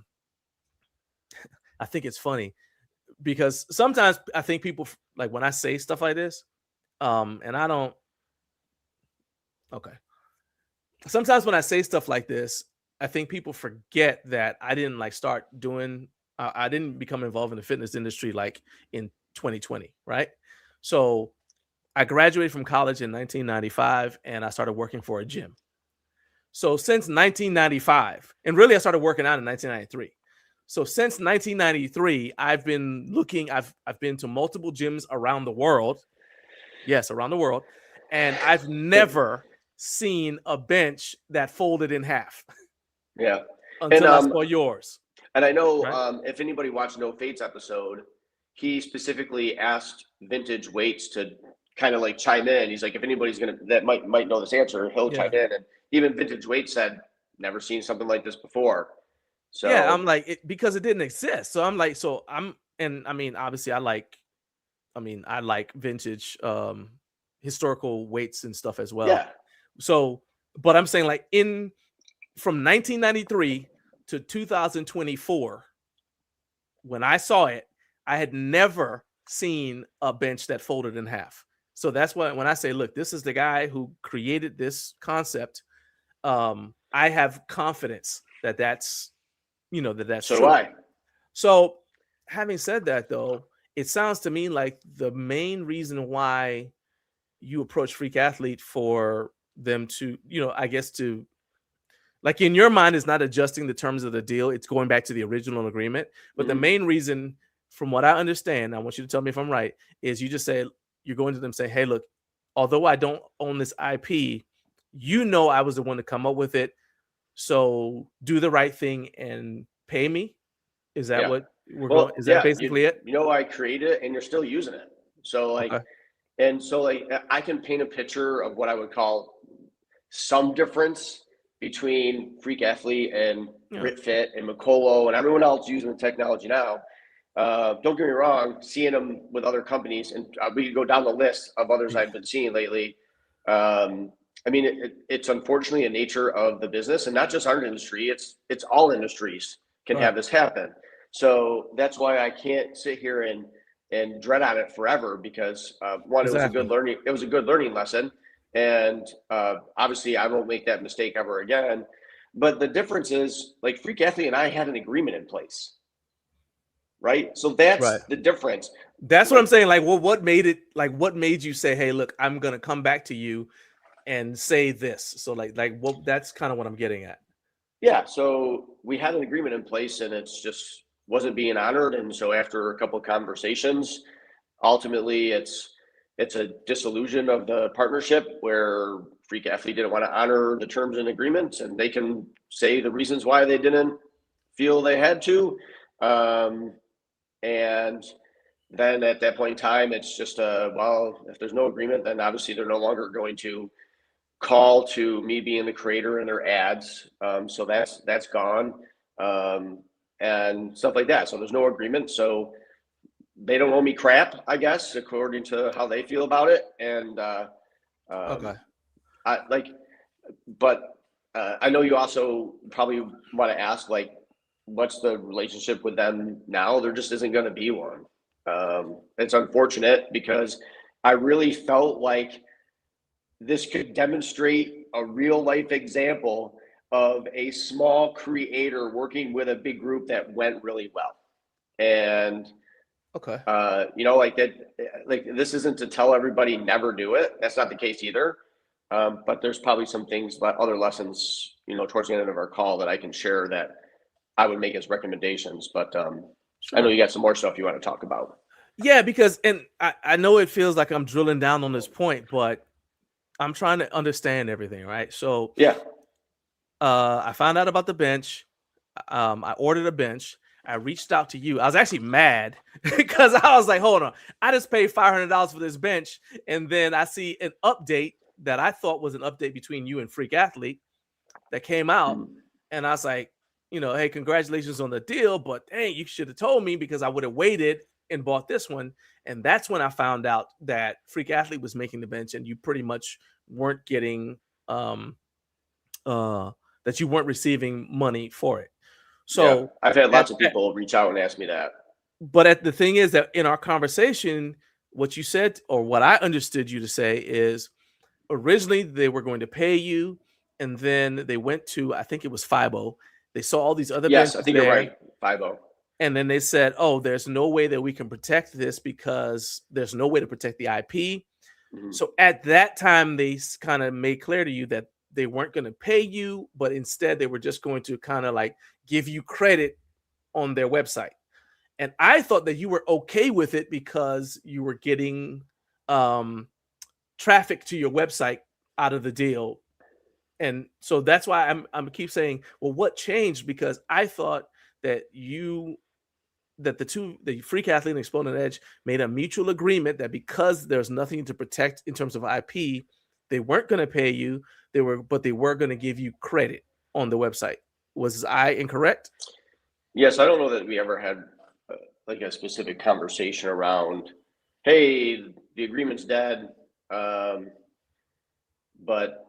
we're going to continue to do all the other things in this agreement moving forward. And my guess is if I was comfortable with, hey, yeah, let's keep using all the terms of the agreement except for compensation. I mean, I think most people would think I'm a fool. Okay. Right? Like, listen, compensation may not be the only benefit from all of it, but for a young company that brought an idea along, it's important. So, okay, right? No, I mean, I get that it's important. I'm just saying that I thought that you understood that they weren't going to be paying you, and you're saying no. Your understanding was they were going to honor the agreement regardless.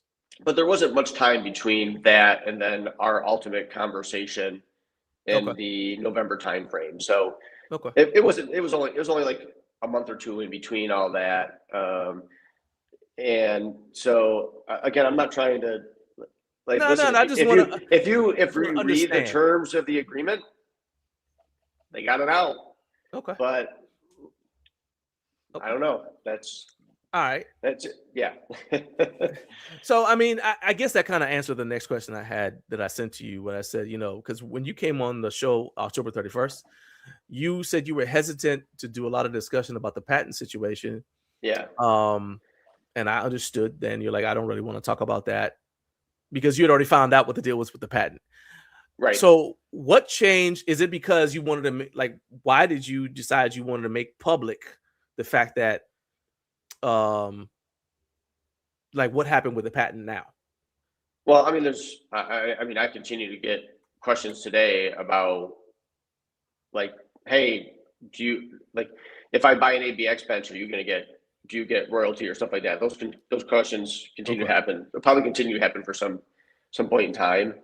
Right. And at some point, John, you, Jake, somebody was going to find out that a partnership. I mean, to be fair, you had told me offline, so I knew. Right, but I mean, but even if I didn't, at some point somebody's going to find out. Oh man, if someone pays attention, oh wait, Exponent Edge is no longer listed in a Freak Athlete ad or something like that. What happened? It was eventually going to come, and listen, Freak Athlete has every right to say their piece as well. So so do I. But I think it's important for the community to hear this, mainly just because I think anyone who's got an idea, you need to be able to understand what could potentially happen to you, both positive and or negative, and understand what actually takes place in the situation. Because I know there's been there was No Fates, Benji had his response on No Fates podcast. I chose not to reply. I don't want the emotion to get the best of me, so I kind of let it just be. But that's a lot of it, and I do think there's other important things that John brought up on his podcast about this, or not podcast, but his YouTube video regarding patents. So hopefully we'll have a few minutes where we can talk. I can answer at least some of the things that he brought up, and then yeah. So so there's another this is the last thing I want to say about this part of it is like, just to be clear, you said in your statement, moving forward, all Exponent Edge designs, mechanisms, and product innovations are being formally filed, reviewed, and managed by our patent attorney to protect our intellectual property and future developments. So that says moving forward. Yeah. Who currently owns the rights to the previously existing designs, like the folding bench technology, your landmine bar, all that stuff? Who currently owns the rights to all those products? I own the rights to every single patent filed on all my products except for the folding bench. No one will ever own that. Okay. And I asked that question because, like you said, a lot of people are confused because there are so many versions.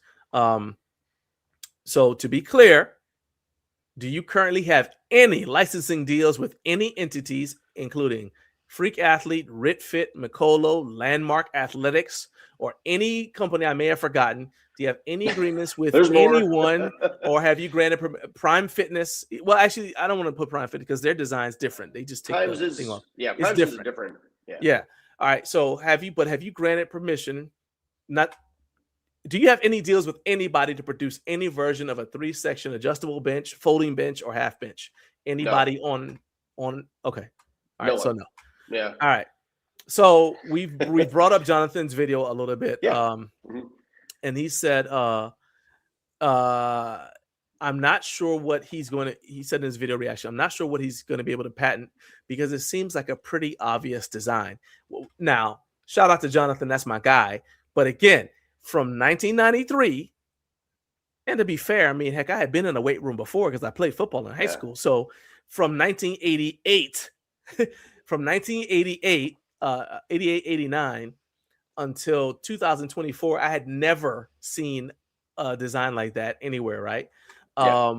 So what's your response to the fact that it's a pretty obvious design? So I got a couple of them. So if you can bear with me for a second. Have at it. Listen, I think it's absolutely great that he brought that up because I think that's a question a lot of people are going to ask, right? Well, it's obvious. Just like you're pointing out, John, if it was so damn obvious, why did it take till 2024, the first one ever to be released on a video? So my answer to that is it's not obvious. Yeah.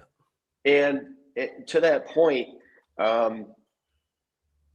everything seems obvious when somebody creates it, right? When somebody else, oh yeah, that's obvious. Think about a magnetic screwdriver. I mean, look how long screwdrivers existed until somebody came up with one that had magnetic magnets on the end of it to hold a screw on it. Like, doesn't that seem obvious? That's patented. And so that's like one of my answers to it is that it's not obvious, or it would have existed already. And the fact that something is either obvious, complex, or easy is irrelevant on whether or not it can be patented.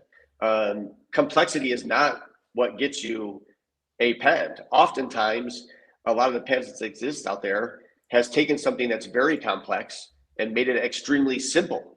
And that's also patent worthy. I can give a couple examples of some things that seem absolutely obvious that are the highest royalty earners of all time. A Post-it note, a sticky piece of paper. I think that might be the largest royalty of all time, and that's patented. I know us guys don't all use Swiffers, but the bottom of a Swiffer, that pad thing is also patented. And I think we all know on the top of a soda can, like the pop top, that's also that royalty was like a penny for everyone that's used, and that's also one of the most lucrative patents and licensing agreements of all time, and all of them seem pretty obvious. So to say a design is obvious, first of all, it never existed until I did it. Yes, every single design or product that you see seems obvious when someone's been able to create it. And I can say the same thing for my newest release, my Viking Raid Press. It's a Viking press. You can just say, well, it's just a Viking press. But why never one that was adjustable? Like on a Viking press today, you get two grips. Right. Why not 20 of them like mine has, right? Because no one made an adjustable Viking press before. So like obvious is irrelevant when it comes to something being patent worthy. Some of the simplest things you've ever seen are patented and earning people millions upon millions of dollars.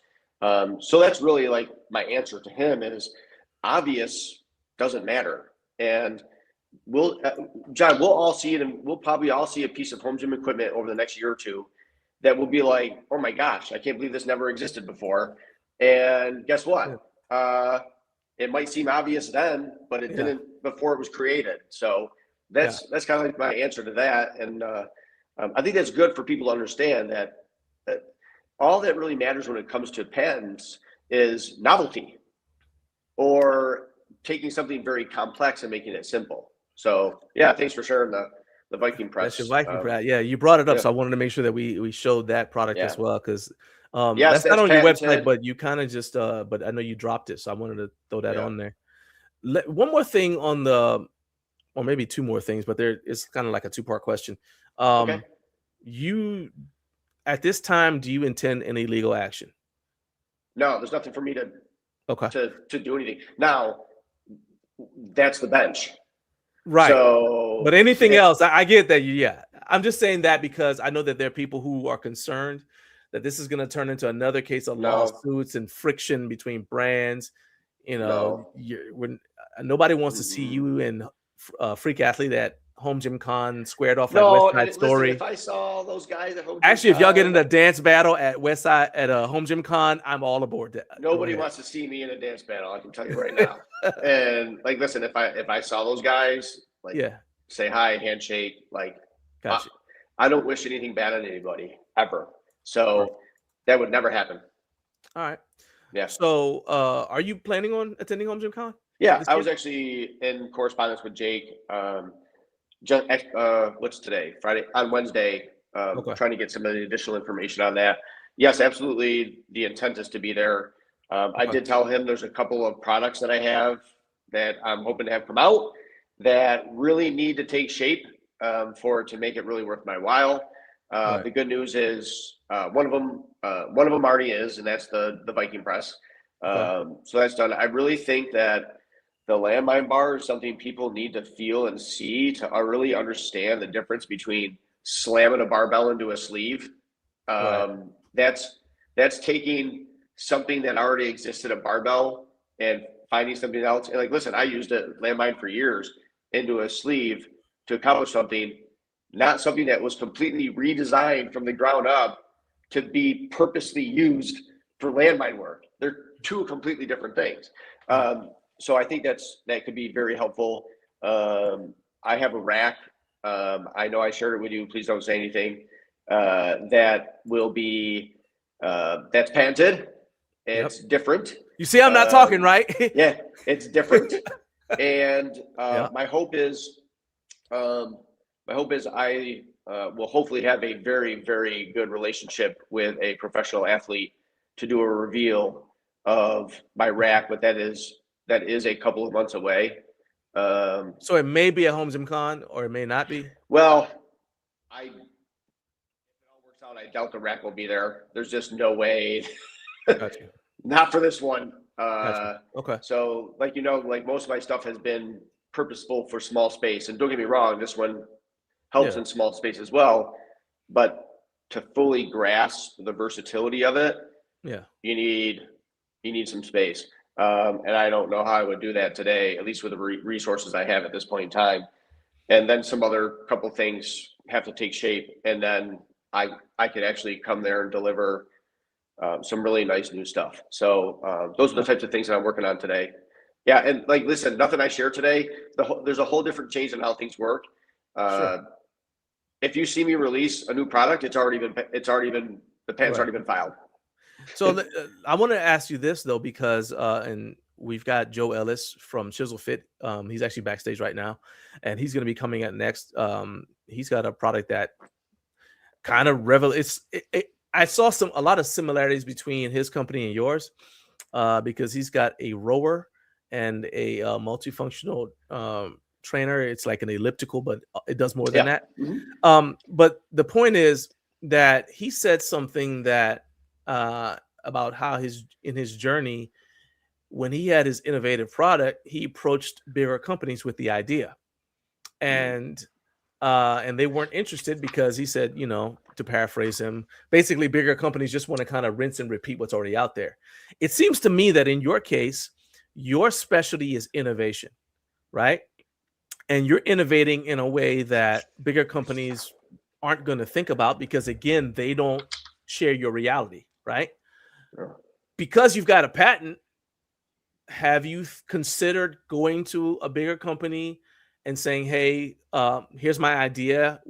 Do you guys want to partner and develop it so that they share some of the front end costs a little bit? I have not done that. I don't know. Here's what I would say. If there was ever going to be an opportunity that I would be willing to partner with another group in the future, there would obviously have to be a couple of things that would take place.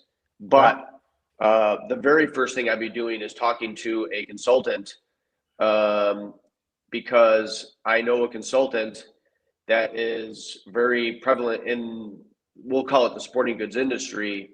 Right. And I would definitely go to him to be like, hey, what's your experience with XYZ company? Have you seen them work with other groups? If so, are they fair, or do they honor their agreements? Or are they another one that says, stick it up your you-know-what after we have your CAD drawings? So that would be my absolute first step, would be to talk to this consultant to get his feedback on whether or not he's ever personally worked with them or knows somebody who has, and advise how did that relationship go in that partnership. Did it go smooth? Did it go bad? And I would definitely lean on that before anything. Or I think there have been cases where we have seen partnerships go well. I can speak to like the Rep and Pepin. Now, my assumption, based on what we're seeing, and this is an assumption, is that that relationship has gone well on that dumbbell, on those adjustable dumbbells, right? So that could likely be an example of a case that has gone very well. I'm sure there's others, right? So I'm sure there's others that have actually gone well, but I would be leaning on the experience of someone else. If I was approached, like at this point in time, I haven't approached anybody, and I don't know that I will. That doesn't mean that I wouldn't listen to somebody that says, hey, Jay, we really like your idea. We really think that this could be really mainstream if you had the power and backing of. Yeah, that's what I'm thinking. Kind of like, okay, so like American Barbell partners with Panada.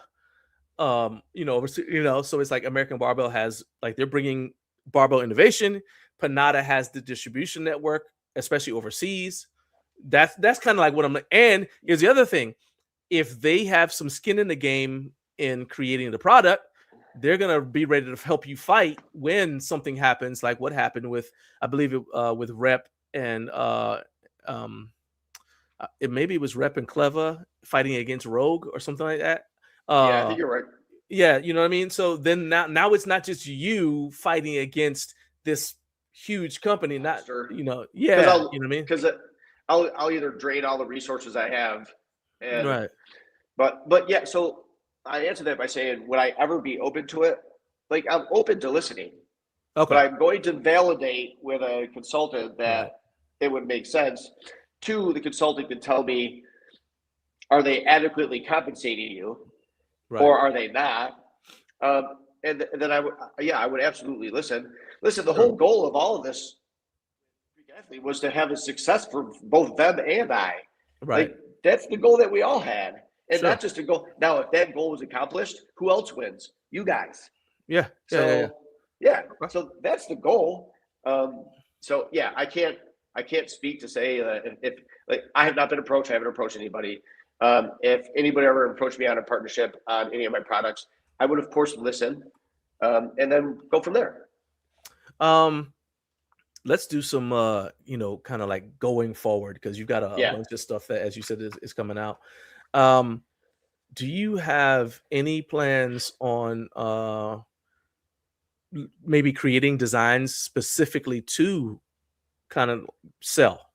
Like, say, okay, I'm making this, I'm gonna white label it. Okay. Mm-hmm. All right.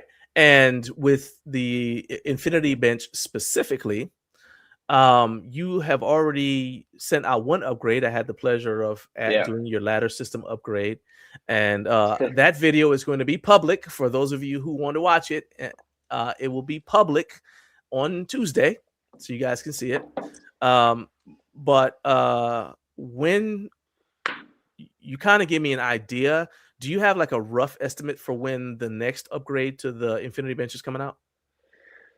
No, as far as upgrades go, often what we'll see there are minor adjustments. So like even Yeah. when you saw from the listen, I would say the adjustment that came from the first one to this version, the major difference to me was really just the grip vinyl that we're using. Don't get me Right. wrong, the padding on the original one I like too. Like sometimes I wish I had them both because like certain exercises I'm like, I really like Yeah. that original like leathery type feel that I had.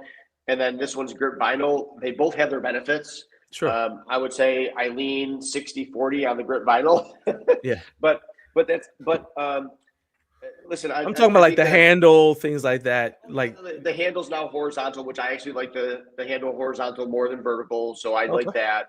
And then the ladder system has the etched angles on them. right. Like Right. kind of foolish that I didn't have that originally No, because no, no, there's no. zero cost associated with it. Yeah. But it's just like one of those things. Like I said, I'm an early company. I'm always learning, right? No. I'm just So- saying, I'm trying to give an idea like what people can expect when you get to Home Gym Con. If you go, it's like I'm assuming you're gonna have your bench there. So it's like, well, are you gonna have the latest? know that whether or not there'll be anything different at that point in time. Okay.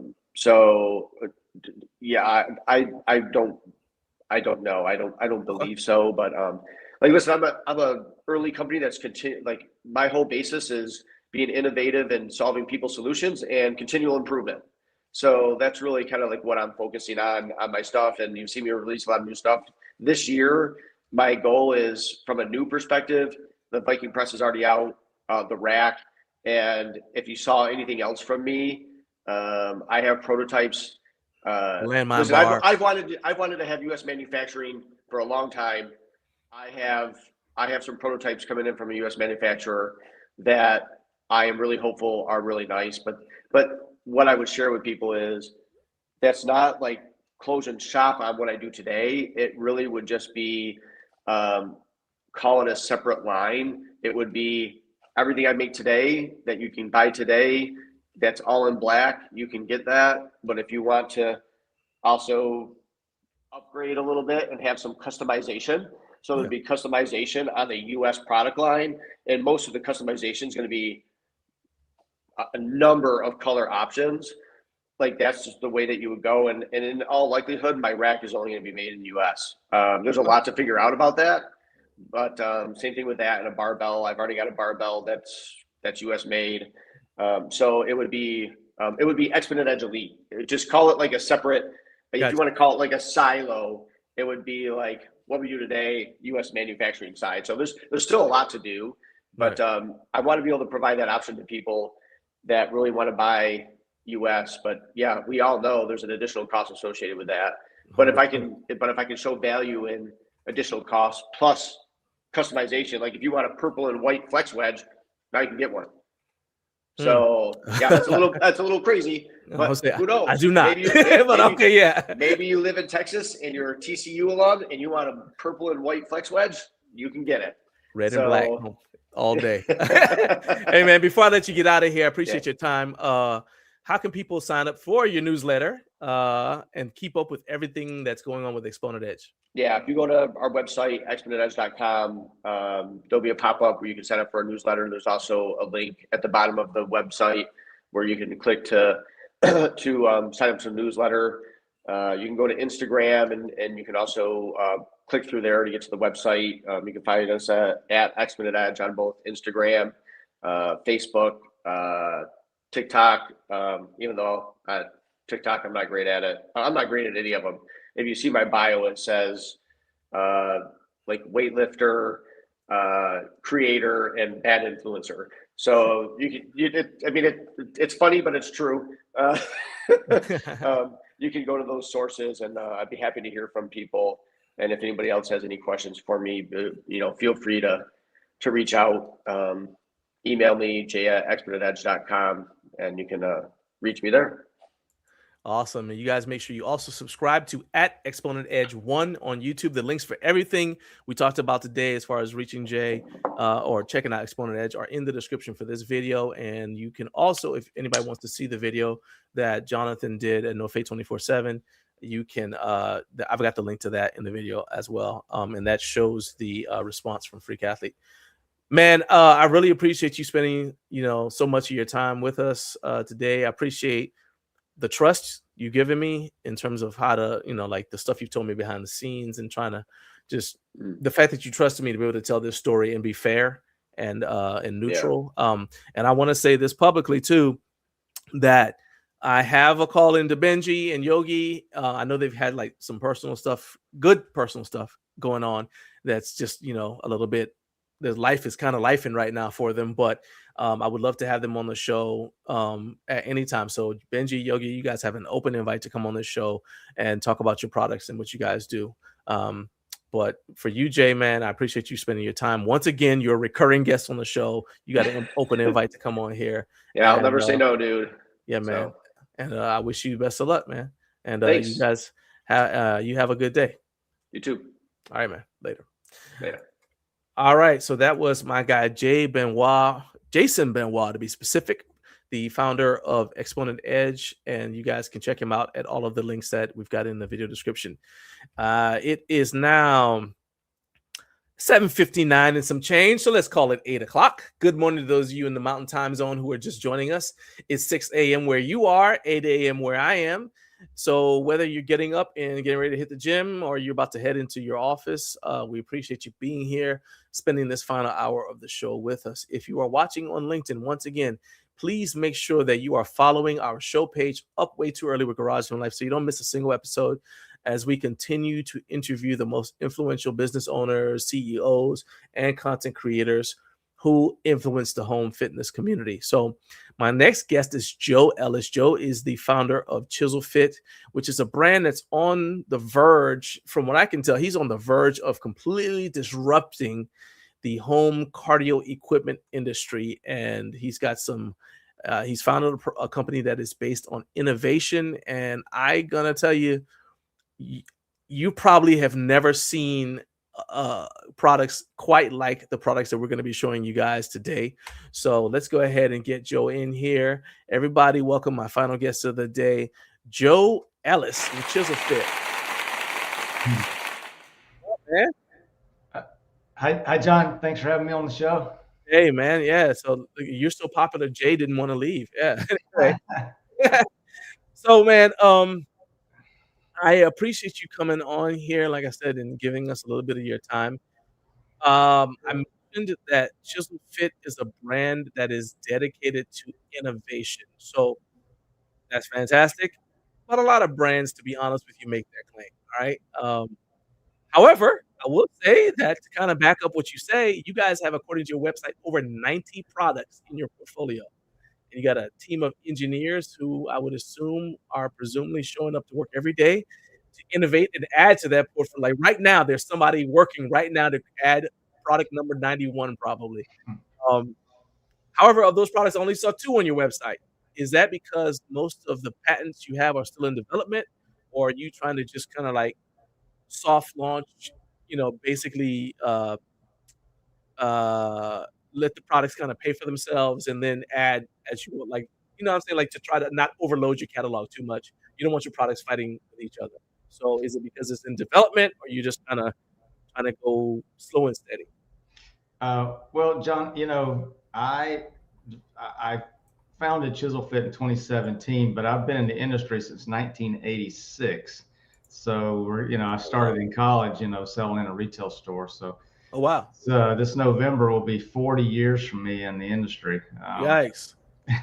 Now, did you own I know you started in a retail store, but at some point, is ChiselFit the first brand you've owned, or did you found others before that? Yeah, no, I did other stuff before that, and so I've been in product design and manufacturing really since '91. Okay.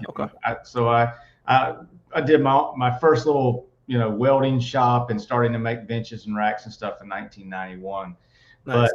but it's, you know, from the supply side, I've sort of been on every side of the supply side you can be on. Like I said, I started in a retail store. After I got done with college at Georgia State, I wound up working as a commercial salesperson for that same company. And you know, I'd been a gym guy, and I sort of got the bug for doing my own stuff. And like I said, in '91, you know, I decided to open my own little shop. So far as where we are now, when you look at our website, and it talks about 90 patents, you know, you can have a single product. And so, you know, so far as distinctive products or product lines, there's probably less than 20 in there. Total products, there's probably in the 50 range, somewhere like that. But when you talk about a patent, you may have a particular patent on a product, and you may make some improvements to that same product, so you have a continuation patent. So there can be multiple patents on the same product family. Okay. And then you may have patents in the US, but you may also have patents in Europe or South America. Gotcha. Okay. So those, you know, when you say you've got a 90 or 100 patent portfolio, it's not 90 products necessarily. Yeah, it can be, you know, like I said, it's based on, because there are very few products that you file a patent on and never file another one again. There's some, you know, like for example, my rower, I only have one patent on the rower. But if you look at the Challenger piece, you know, I've got about 4 or 5 patents on that. And you know, when you get to the 90 mark, you start to lose track after about 50 of which ones you have what patents on, what country you have the patents on. Yeah. And, you know, then it turns into, you know, you get reminded pretty quick when the patent maintenance fees come around, though, I can tell you that. Oh, I'm sure. Yeah. It's kind of like so we don't have any patents, but we do have trademarks. And yeah, they don't mind reaching out to you when they want more money. Yeah. So that you mentioned the Challenger, and that's the Challenger we're looking at right there. And then I mentioned last week when I was letting people know you're going to be coming on the show, I said, like, you guys have never seen a rower that looks like this. And this is the ChiselFit rower. This thing does all kinds of stuff, and we're going to, you know, kind of dive more into what it does as we go through this conversation. But let's kind of like go backward a little bit. Okay. I think there's a moment with every product, and you could trace back to that moment as the fundamental reason behind that product's existence. And that's probably true from when you were designing and welding benches in '91 to the products you have now. So what I mean by that is, so maybe you saw something, you needed to do something, you couldn't. Somebody you know needs a product and they can't find it. There's always there's something that makes you say, you know what, I need to not only, you know, it takes you past the point where, man, somebody ought to. You know, I need to create this, and it's worth the enormous amount of time it takes to develop, patent, test, and market a new product. This need is big enough for me to go through all that. So something that's as outside of the box as your ChiselFit rower and the Challenger multi-modality trainer, what was the moment that led you to say, hey, we need to do this, instead of just continue to make benches and the stuff everybody makes? Well, I tell you, it's kind of funny. You know, like I said, when I started in '91, you know, like I said, I was in the gym every day during college, et cetera. And so there were things that I saw on other products. I thought, well, you know, I could make this a little different, that a little different. But when I got started, you know, back in the early '90s, the big players were Cybex and Bodymaster and Hammer Strength. And so, you know, you see those guys, you know, lighting it up and being in all the gyms, you know, getting started, you kind of want to emulate them. So that's sort of what I did. You know, I was doing the Me Too stuff. I was trying to put my own little spin on things. Yeah. But after I got, you know, several years into it, 6 or 7, I had some of my dealers. I used, you know, I sold some direct, but mostly through distributors or dealers. And I had some of those guys tell me, hey, this is sort of where the beginning of the unique product design came in. I had those guys tell me, hey, look, you need a new leg press. We really would like a leg press. You know, we can buy a 45-degree leg press from 4 or 5 different companies, but it was 2 different dealers that asked me that. Hey, could you come up with a unique leg press? And so, well, hold on. Let me ask you a question. So, well, first of all, Jeff and Perrin from Perrin and Powered Up say good morning to you. They say hi, Joe. hey, Good morning. And this is one of the things I love about the fact that this is an interactive show. Is like people gonna, if you guys have questions for Joe, go ahead and throw them in the chat. I'll star them, and we'll either ask him right away, or we'll star him and I ask him before he leaves. Or if y'all just want to say hi, that's fine too. But what I was gonna ask you is, again, there's got to be a pain point. Why did they want a unique leg press? You know what I mean? Because there are already leg presses out there. Well, you already have like the Nautilus things that what's his name? I forgot his name. Arthur Jones. Arthur Jones, yeah, Arthur Jones, and then his son Chris, I think, did Med-X. But you know what I mean? It's like, what was it? You already had that stuff out there. What was it that they saw that said, "Hey, this isn't enough. We need a unique leg press from you"? Well, I think the issue was one of the main things was back stress. Especially like on a 45-degree, it rolls your pelvis out of position when you get really heavy, right? So it puts a lot of lumbar stress. So there was a couple different reasons, but for some reason the leg press was the thing that people seemed to want me to add something new to the line. So I thought about that for quite a while, and I guess it was probably a month into it, and I was sort of stumped on it. And this, you're gonna laugh, but it's funny how these things come about, right? All right. So I was sitting in my recliner in my den one day, and I was just getting out of that chair, and something about that getting out of that chair just brought something to my mind about the way that motion simulated a leg press.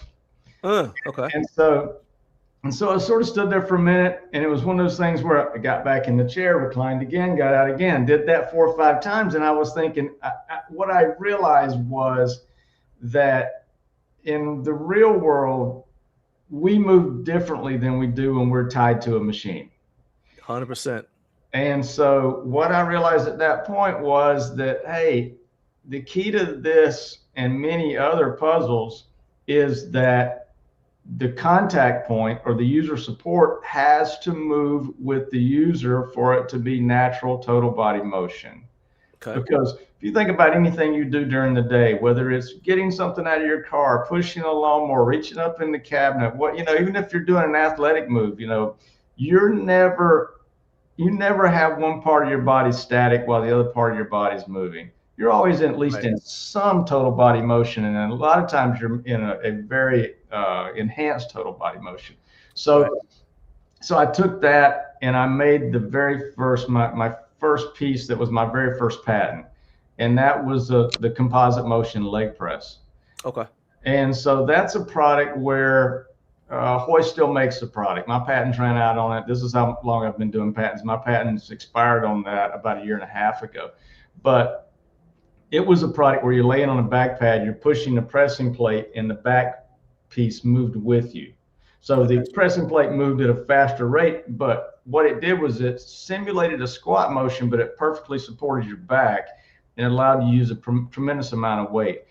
The other thing I realized that as I continued to move forward with designing product was that not only do you need to make products that move the way you move naturally, but those contact points, the foot plate, the back pad, the seat, the handles, whatever you're connected to with that machine needs to put you in the best possible leverage position to safely generate your maximum power.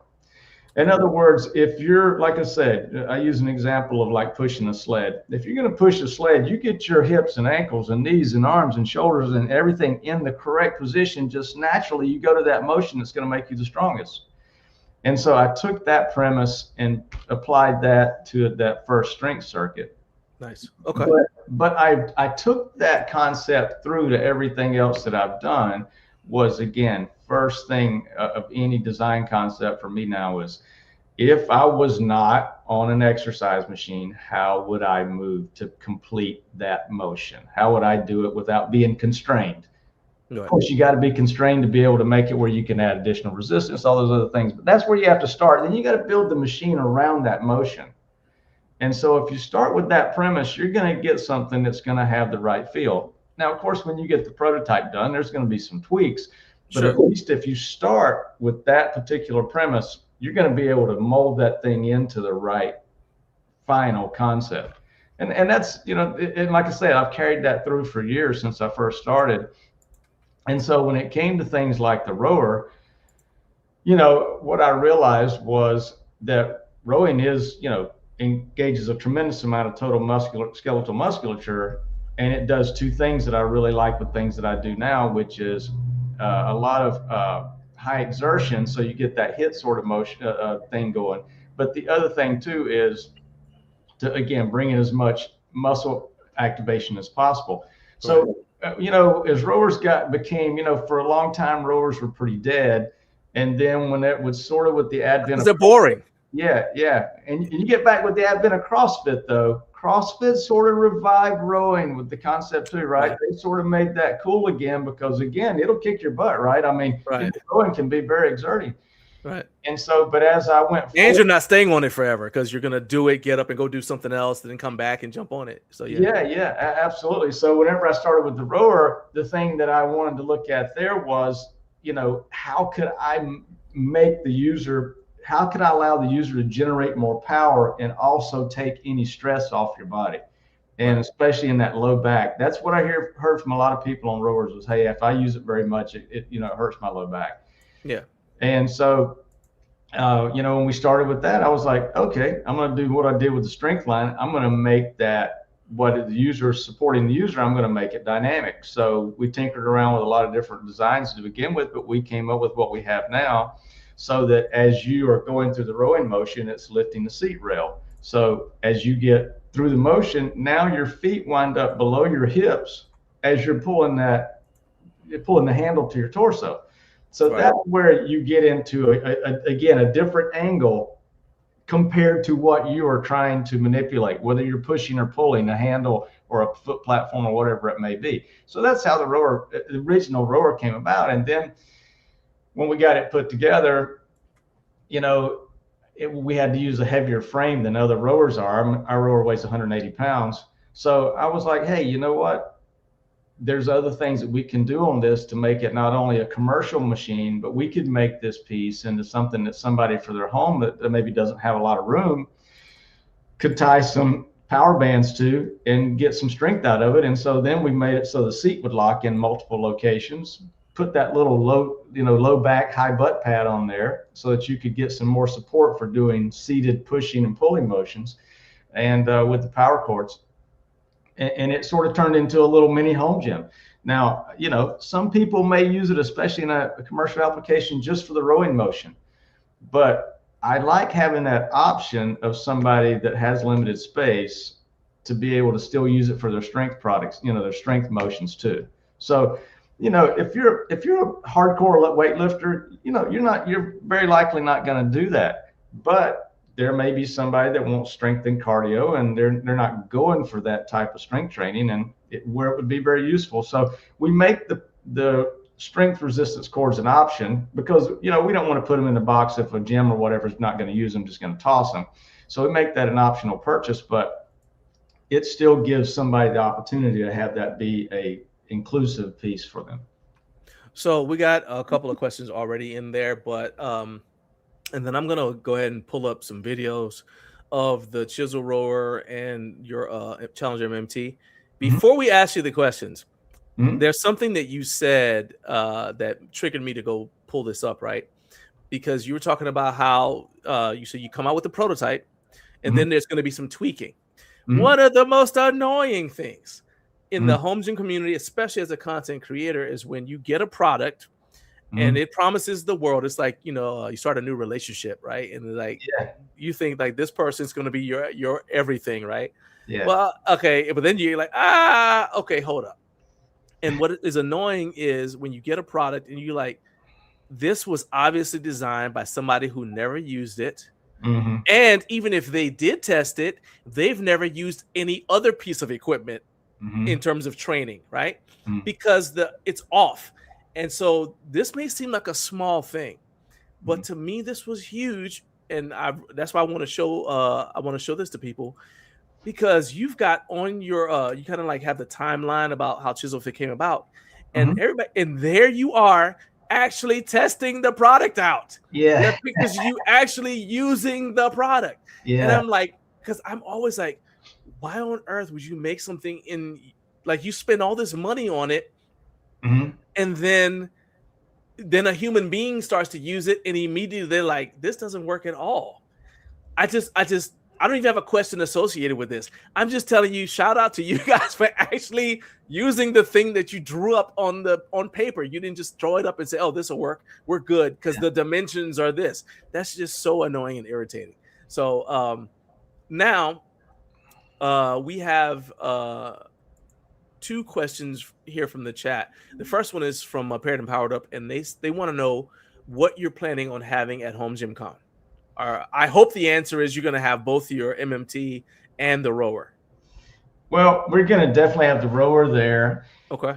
MMT, we have updated the design on that product, so we've sold out of the current version. And sort of what you were just saying there, I go back to, you can test your products all day long.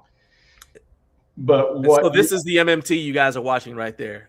Yeah, and the MMT, everybody loves the function, and I could go on for hours about how we designed this product and why it's the most efficient single machine, I think, on the planet. If you go back, I tell you what, if you stop this video, if you go go back a little bit here, and I'll just tell you something about it. I'm sort of getting a little bit scattered here, but no, that's okay. But stop right in there, anywhere in right there. Here? Yeah, stop it here. So, whenever I was going to design this product, I designed this product around a concept, not around a product. And that concept was, I wanted to produce a product that could activate all 4 limbs simultaneously for push and pull. Okay. Okay. If you think about it, no other really exists, because if you look at, for example, an elliptical, an arc trainer, Versa climber, all those things, you can get push and pull with your arms, no problem on all of those. Right. But you can only push with your legs. On all of those products, you cannot. I got you. You cannot pull with your legs. So what gets left out of that equation? Your hips, everything involved with, again, speed and power generation of your hips.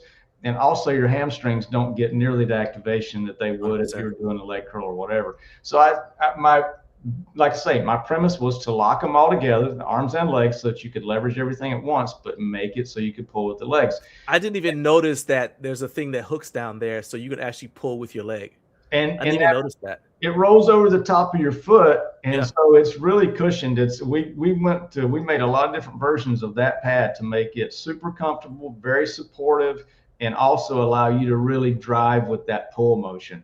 And so when you go back, when you put that machine in any of those angle positions, you're able to, like I say, not only drive, but you're able to pull. And as you get down in that lowest angle position, that sled position, I call it, man, you can really pull with your legs. And so right there, I mean, he was doing sort of the stretching motion, but you could see that right there. Yeah, that motion really you can really pull with your legs there. So it just makes it so now that you got maximum muscle activation, right? So it not only increases your your ability to leverage properly, but it also the exertion level. You're asking your cardiopulmonary system to oxygenate and drive blood to all 4 of those limbs at one time. So the calorie burn, the exertion level is off the charts. I mean, you can jack your heart rate through the roof in no time. So you wind up having to not use as much resistance as you think you would once you get driving into this thing. I'll say this. I hate to cut you off, but what that made me think of is swimming. Yeah. Because swimming, everybody says swimming is great exercise because it's the only thing where you work your arms and the legs. The problem is, if you do a lot of swimming, unless you're in like a heated pool, your body fat levels tend to kind of plateau, because you have to have a certain level of body fat. If you're going to be in cold water all the time, your body adapts, and so you end up. That's why you see swimmers; they're in good shape, but they tend to not be very defined, because you got to have body fat if you're swimming in cold water all the time, right? But with this, it occurs to me that you're getting the benefit of that without the negative of the body fat thing. So you actually could burn fat, it seems to me, with something like this even more efficiently than you could if you went swimming. And I've seen these videos a bunch of times getting ready for this, but until I was listening to you talk and watching the video, I didn't make the connection with swimming until just now. Like, oh, because you said maximum muscle activation. So I was like, oh yeah, that's okay. I got you. So that's really, really interesting. That goes right to the next question, which comes from Ashley. So Ashley is a trainer. She's actually got she's a professor, to be honest with you. She's got a master's in kinesiology. And she says, when it comes to maximum strength and power output, did you do any testing to determine if you achieve this? Which was going to be something I was curious about too. Like, do you put the sensors, the electrodes on people as they're doing it? Kind of like when they do those, the stress tests that they make you, the little stress torture tests they do. How did you guys figure out that people were putting out maximum strength and power? So I've got a relationship with the Human Performance Lab at Wichita State University, and so they tested my products, and so we got great results there on that. And it's VO2 max, all those different things that you can test on a product to see what the actual exertion level is. And the word that I try to use and try to hold myself to this standard is efficiency. If you're going to do an exercise, whatever it is, when you're going to train, everybody's time is valuable, and you want to maximize or optimize that amount of time, that time that you put into it. So that was another thing that I was looking at with Challenger, and those things that we did, that I talked about, using all four limbs, being able to push and pull concurrently with all four limbs. That went towards the efficiency thing. But then when we realized that we could take that machine and change it to all those different angles, so now not only are you engaging all those muscles, but you're attacking them from multiple angles of gravity and leverage. And so if you go from the ladder climb down to the sled or crawl motion, it feels like you're on two different machines. And so if there's a machine that's as efficient as the Challenger, I don't know what it is. And so we took that a step further from the standpoint that with this machine, we have a patent also on the resistance system, which is a magnetic system. But what we did was we took that and we made it so that we put the magnets on the pedals. And so they actually slide over an aluminum blade instead of having to spin a flywheel. That was part of wanting to try to reduce some of the components. We don't have any cables or belts or flywheels in that machine to make it something that's going to break or be complicated. But the resistance system we came up with creates a substantial amount of exertion. It'll go from light cardio to you maxing this thing out, will go into a strength mode because it'll get extremely difficult. But we even had some people say that they wanted more resistance. I mean, we got a unit up at the Detroit Lions, and they liked the product, but they said, hey, some of our 300-pound linemen or 300+ pound linemen, wanted more resistance. So within the last year, that's part of what we're doing here on the redesign. We developed and filed patents on a new resistance system. Okay. And so it's a carbon fiber system, and it's a compression system. So it's really unique. It's super compact. It's it's about this big. It's about the size of a coffee can. Oh, wow. Okay. And that mechanism will go from almost no resistance, 5-10 pounds, up to hundreds of pounds of resistance. And it will go from, you can do high-speed cardio to medium cardio to get down to the point where you can't push it, where it'll freeze the handles. So you can but it's super smooth no matter how much resistance you have on it. It took us a while to develop the system and get it right. But it'll make it so that now when you get into some of those motions you're seeing on there, you can make it where they're like single rep motions instead of a continuous reciprocal motion. So you're doing like one rep and then you're coming back doing another rep, and it turns into like if you were doing squats with a shoulder press in the same motion. Right, So right. you can load it, but the fact that you can pull with your legs to help you make the motion, man, you can generate a ton of power. Right. And so again, these things continue to evolve. Like I was saying about the patents, you rarely have just one. So, you know, we had all the patents on the product, and then on where they were in single positions, like just the sled or just the ladder. Yeah. And then we said, hey, look, we can do it with even a better resistance system. So the carbon fiber, we're going to add that into the next machine. So, you know, this invention thing's kind of a gift and a curse, right? Sometimes you got to tamp it down, you know, because you have to try to concentrate on the products that you have at hand. But, you know, there's that part of me that's always wanting to look to the next step. So something that Matt said, I always say Brian works at Iron Master also, but it was Matt. Okay. So Matt Dawson in a interview with my guy Trevor over at the One Disgruntled PM podcast mentioned, he said, you know, you can tweak a product to the point where it's no longer useful. Keep on tweaking. You tweak it so much it's no longer useful. And that's something that I thought about when you said that. We're like, you know, you kind of have to, like, at some point you kind of like got to say, okay, stop. It's like, back when I remember when I was writing my first book, I sent it to my aunt to check out, and I said, yeah, I'm probably going to make a couple of changes to this or that. And she said, wait, there's going to be a point where you're going to have to stop. Because if you change too many things, you'll ruin it. You have to get to the point where you got to say, okay, let's stop, and maybe let the market determine what the next round of changes need to be. Like what you said about these linemen, they're like, hey, this is great, but we need this, because otherwise you end up making something nobody asked for. Right. Yet another problem. I'm sorry, go ahead. No. I think that's what I think is, like you say, is the gift and the curse. You like, it's not always a good idea to have ideas. Well, what I say now is, you know, once we test the product and we say, hey, look, we think we got it where we want it, and we've put it on the durability tester. Everything that we make now, we make a durability testing machine where we can use pneumatic cylinders to just pound it day and night over and over and over till we get, like, you know, millions of cycles on it. We break it. We find out what's going to break, and we fix that, and we break something else. But this is kind of use that's never going to get in real life.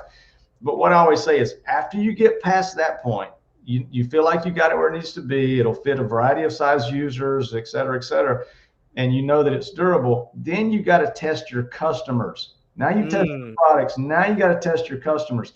So you can never find out everything you need to know before you launch. But if you can get it in front of as many people as possible, right? You know, whether it be going to a home gym con, or getting, you know, focus groups, or getting people into your facility and having them try it, or, you know, put it in a gym, or put it in, you know, an athlete's home and let them train on it. Let somebody pound on those things a while, because you need to find out what you don't know, because you get so close to something when you're doing it yourself that it's easy for you to, you know, drink your own Kool-Aid there after a while. You know, you start to think, oh my God, this is perfect. I know everything and I got this right. And it doesn't matter what you as the inventor thinks, or the manufacturer, or whatever. It's what the customer thinks. That's the only person that matters. And so you have to get as much of that feedback as you can, and then get off to a jump off point. But you're still going to find out later something that you didn't anticipate. And that's why we have the second version of Challenger coming out. So Ashley, she's a lot of times she's coaching clients while she's watching the show. So this is kind of on in the background. So Ashley, if you end up having to step out to, you know, like, coach a client, I will make sure I circle back around and text you the answer to this question, because later on we're going to be talking about actually, you know what, let's just talk about it right now. Okay. You're working with certified trainers to build out a library of on-demand instructor-led classes for the rower. Are you also going to do the same thing for the MMT? Yeah, we will when we get the next version of it. And the one with the rower, you know, we got started with that. Had a couple of trainers come in and produce some content, and then I realized that we were changing not the function but the look of the machine enough that we froze that for the short term. and we're going to come back. We're changing the shroud. There's just some things about it that are going to. So this video is already outdated, or how close will what we end up seeing at Home Gym Con be to what we're looking at right now? Honestly, if I showed you this video and showed you another video and I did it, 30 minutes apart, you probably wouldn't notice any difference. Okay. But if you had them side by side, you would see that the shroud would look a little bit different. The just a few things that would be a little bit different. We changed the angle of the hand where the handle catches, because we found that some tall people were actually touching that because it wasn't angled towards the direction you were going. We angled it flat, and when after you're elevated and you're coming down, you're actually coming down at that at an angle. So there was a few different things, but the overall premise of this is going to be just what it is. I tell you, being able to attach either those power bands to the frame and the seat rail, or throwing the weight on the back, makes that into a different machine. I mean, it turns it into a strength motion big time. But without it on there, it's got that regular cardio rower feel, but with a better motion. You could, And I love that there are no foot straps. Some people might say that's not, but I'm like, you can row without foot straps if you don't go out of control. So I love the fact that you don't have, because that saves time. Well, yeah, and it's a hassle too, not to mention it locks you into a certain spot. With this, we got a foot platform on there that's like a leg press platform. You can find your own width or position, height, whatever you want to do. You can put them where you want to go. And the reason that works is because, the foot straps, you got to pull yourself back to the starting position with the straps, because that little spring that pulls the handle back is not strong enough to pull you back. Right. But with our machine, you're number one, gravity fed, but number two, there's a percentage of your body weight that you're lifting also, so that pulls the handle back with more resistance. So yeah, not needing those foot straps is one of the things that people do love about it. And so it's a big convenience factor. So the reason why I asked you that, and I mentioned Ashley, is because as I said, she's highly qualified, and we have other coaches and personal trainers who watch this show. And so I was wondering if I understand it's paused now, but how would somebody, if they want to become involved with this, with creating content for those classes, how would they reach out to you guys and say, hey, I want to be one of the instructors for this program? I would love to have some folks that would be interested in doing that. In fact, I was looking for different trainers, because if you look at your variety of your clients, right? Age group, male, female, really fit, beginners, a variety of things. If you can, the wider variety of content you can create, and then you're going to have different trainers. They're all going to have a little different take, right? Some of them are going to, they're going to bring in, creative stuff that's going to make it exciting. And like you said about boring on rowing, that is a big problem with rowing. And so people are going to be able to, mix it up and bring in things that other people haven't thought about. Personality and things like, Oh yeah, motivation and everything involved. So sure, we have there's a place on the website where you can just do general things, but I would love to hear from them directly. And my email is joe@chiselfit.com. It's just that simple. But, all right, so anybody who's watching, especially if you're watching on replay, shout out to the replay gang. I will put Joe's email in the description for this video. So you guys, if you are a trainer, certified trainer, and you want to be involved with this, you can just reach out to him in the email, and he'll let you know what he needs to know from you. Or if you just want to figure out a way to test the machine out, like either the machine's out, he has opportunities for you as well. And John, I'll just say, we'll figure out some sort of compensation or product or something for folks that want to contribute with us. I mean, I know everybody's time is valuable, and we're not, we're looking at that for free. So yeah, we would love to have the right folks work with us on that. It's a fun product. I mean, you can do all kind of cool things. And when you get into those, connecting those cords to the frame, we even added a few more connection points, because as we got going in the studio of actually doing that first video, those two trainers that I had there, they were like, hey, we can do this and this. And I was like, hey, I've got to finish the video. I'm just saying, it's easy, the creative juices flow. Squirrel. I got you. It's like you remember Toys R Us, and like a kid goes into Toys R Us and they don't know what they want to play with first. And they just take off running and yeah, exactly. I can see that. Yeah. So Jeff and Perry said, hope you have MMT in stock for Home Gym Con, but I'm excited to try the rower or anything you bring. And Ashley said that she's definitely interested in testing this out if it comes to Home Gym Con. She's seeing this online, and I'm intrigued. Let's go back to intrigue, because you guys had it at Ursa. So we were there in 2025. From what I can tell, you were there in 2024. So I guess we missed each other. I don't know if you were there in 2025 as well, but I asked my wife, I said, did you see them? Like, I showed you a picture. I said, did you see these people in this project? Because I was like, I know we were kind of like on a mission, because we had appointments that we had to, like, commitments we had to honor. So we didn't do a lot of, say, window shopping, so to speak. But you did say that a lot of people were really excited about the product when they stopped. For those who don't know, HFA used to be Ursa, and it's really catered more towards like multi client facilities. So you got people there who are the buyers for maybe gym chains, national gym chains, or people they're buying for their schools. Maybe you might have some boutique studios and whatnot. But what did you find of the people who stopped by to try it? What were the reasons why they stopped to say, hey, this looks like something we might want to put in our hotel gym? What was it that attracted them to the product? Well, I think, because there's nothing similar to it. And if you see somebody using it, you realize you've never seen anything like that, especially to see the shin pads. I tell you, another thing is, if anybody saw somebody adjusting the machine, going from a ladder down to a sled, that's an instant, head turner. People are like, what the heck is that, sort of thing. And so those were the things that I think got people in the booth. I mean, of course, there's a lot of folks that I would know at that show just from being in the industry so long.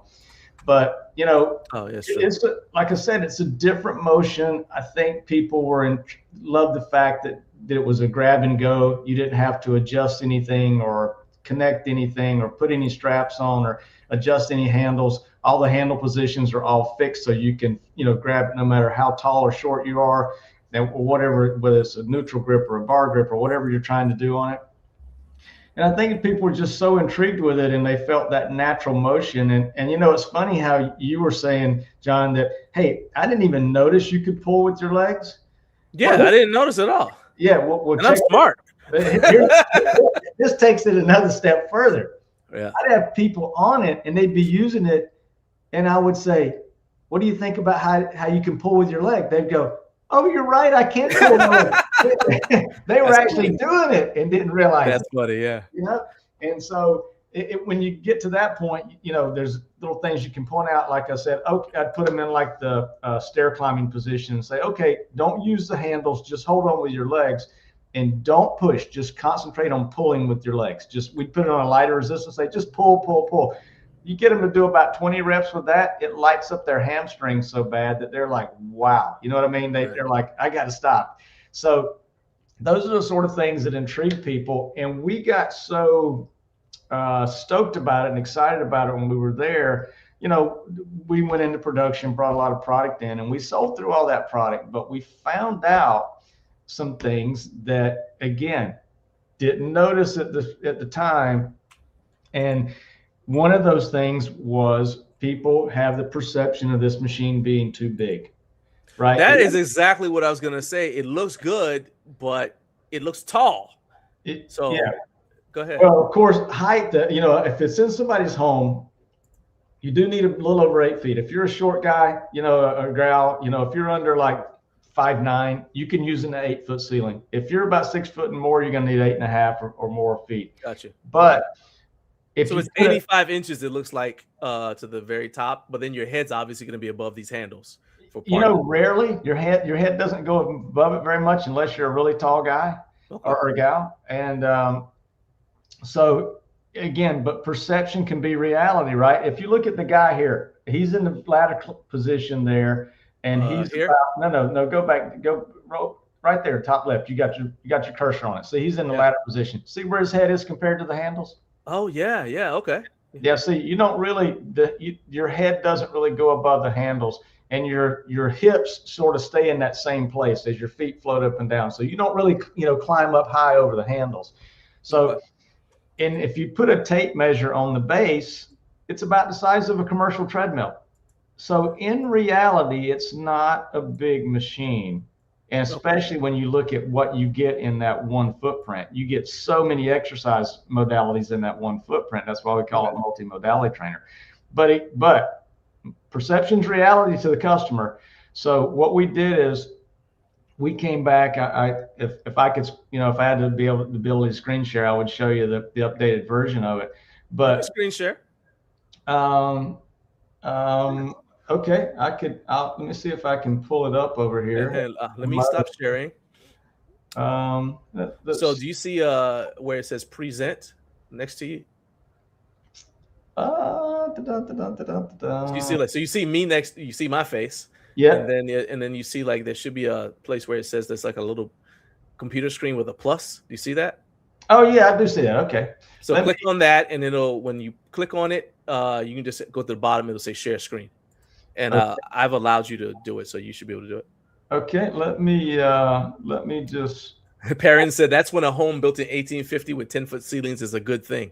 Yeah, that's right. That's right. So whenever you're ready, you go ahead and just pop it up on screen. But while you're doing that, I'll say that looking at your product, man, it's it occurred to me that it was like, so you kind of have like the meathead section of the home gym community, right? And it's like there's people like me, okay? We've got like the gym, the power rack, we got all that stuff in there. But then you also have a number of people who are like, okay, if I compete in something, it's going to be like maybe a 5K on the weekend. I just kind of want to be in shape, right? And, they may have a loft. My wife's from Brooklyn, so we were talking about like, studio apartments in Manhattan and whatnot. You got room for one thing, and it can't look like gym equipment, all right? It's got to look not weird, for most of the day. If you have guests come over, you don't want them looking at it and say like, what is that? Is that where you torture your guests, right? And it seems to me that your products, the two products you've shown us, fit in that wheelhouse. They're kind of for people. I don't want to limit anybody, but it seems to me like it would attract the same kind of person who might be looking for a Peloton or a tonal, because your price point to somebody who's like, oh, I just need a bench and a rack and all that, they're like, to them, that price point for your product is too high. But if I'm looking for a Peloton, your product is right in the wheelhouse for Peloton, and it does more than a Peloton. Same thing with a tonal, especially because you're going to have classes. It's going to give you what a tonal gives you, but in a different way. You know what I mean? And it's not going to take up a lot of space. 42 inches, it's about the size of a treadmill, and you can always, shove it to the side if you need to. So it just seems like that's where do you feel that that's accurate? Yeah, I mean, except if you want to get after it, you can on either product. You could make it as difficult as you want, but I think that group you're talking about, like I say, the MMT hits every muscle group from every angle you can think of. The rower with the ability to use the power cords to do all the strength exercises. I say the rower is a rower with a bench and a set of dumbbells built in when you think about the power straps and so forth. It's like having all that in one piece. Nice. And so no, I agree with you. I think let me show you this. Let me just see. I can't wait. Share the screen. Share screen. Share screen is easy with two monitors. Okay, I'm just reading the instructions here. So just press the little plus button, and then you'll see share screen. And then once you click share screen, you'll see, it'll show you some options, and you just pick which thing you want to share. And I think for you would want to share the window, right? You click on window, and it'll show you the different monitors. Got it. All right. And there you go. Are you guys seeing that piece? All right. So now now I have to add it to the stage. So I'm going to go ahead and do it right now. And there we go. So now this is your screen. Yeah. So this is the updated version of Challenger. Okay. So let me, in fact, hang on a second. Let me move this out of the way. I've got an asset I need to move. Okay. There we go. All right. So you can see that we took that whole big undercarriage base out from underneath it. Okay. We added an electric motor here to adjust the angle, so it's not manual anymore. You can't see it. You added an electric motor To adjust the angle, you said? Yeah. So instead of getting off and having to use the handle or whatever, it's going to be. Okay. It's going to be push a button, or with programming, gotcha. This thing will be able to take you to all the different angles without you having to even think about it. Nice. We even went a step further because we did a lot of the EMG testing, which is muscle activation testing at Wichita State. We know which angles activate which muscle groups the most. So fantastic. Okay. We're even going to have a program on here that says, with an anatomy figure, where you can pick out the muscle groups you want to highlight and do the most work with. Oh, okay. The machine will take you to those angles most of the exercise. And so if you want to and that's along with the class, with the instructor-led classes. Yes. Nice. Okay. So it'll be so you can do it a couple of different ways, but this will again too, and this will have the real strength mode and the cardio mode, because with that carbon fiber resistance, again, we can get down to, like I say, single rep motions that will make it like you're really, really lifting weights.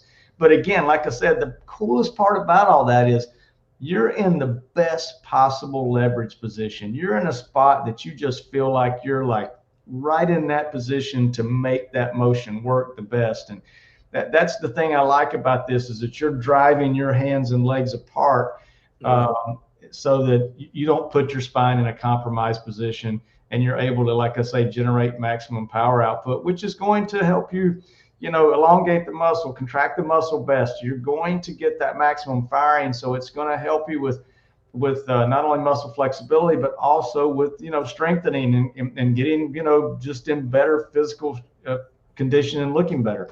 But this piece, again, it's shorter so far as front to back. On the, this way, it's has a smaller footprint. We just dressed it up a little bit, just nicer looking overall. And like I say, with the better resistance, this is going to be the 2.0 version that we think is really going to. And that's the one that you if you're going to have it at Home Gym Con, this will be the one that'll be there. Yes. Okay. And the thing of, it's funny, when we put the original product, when we put them into gyms, when we were in gyms that had trainers that promoted the product and encouraged people to use it, did extremely well. But when a gym would just stick it in there and not do anything with it, then people, here's the word that I heard over and over and over: intimidating. Yeah. Everybody looked at that product, not everybody, but even people. No, I know what you mean. Yeah. It's just gathering dust. And they were scared to get on it. And there's not, once you get on it and do one rep, man, you're like, hey, I got this magic. It's not difficult at all. But, a lot of people don't want to look silly in a gym because they're afraid they're not going to know how to use it, et cetera, et cetera. So some of those things held us back. That's actually, the question I sent you when I said I didn't feel like this was really a good fit for a public gym, maybe for a school, because you got somebody there theoretically who's going to show you how to use it. But to me, it fits in the home workout space because you're not worried about looking silly. And if you're somebody who is pressed for time, and you want something that's just going to basically, you're like, hey, I want to work out and build this, this, and this. You punch in, it's like you're placing an order, right? You say, I wanted this, this, and this. Climb on it, and it just does it for you. More or less. I think that's really in our wheelhouse. And to be honest with you, that's one of the things that I felt going to HFA. I saw some brands that were there that, my wife and I were looking at it. We're like,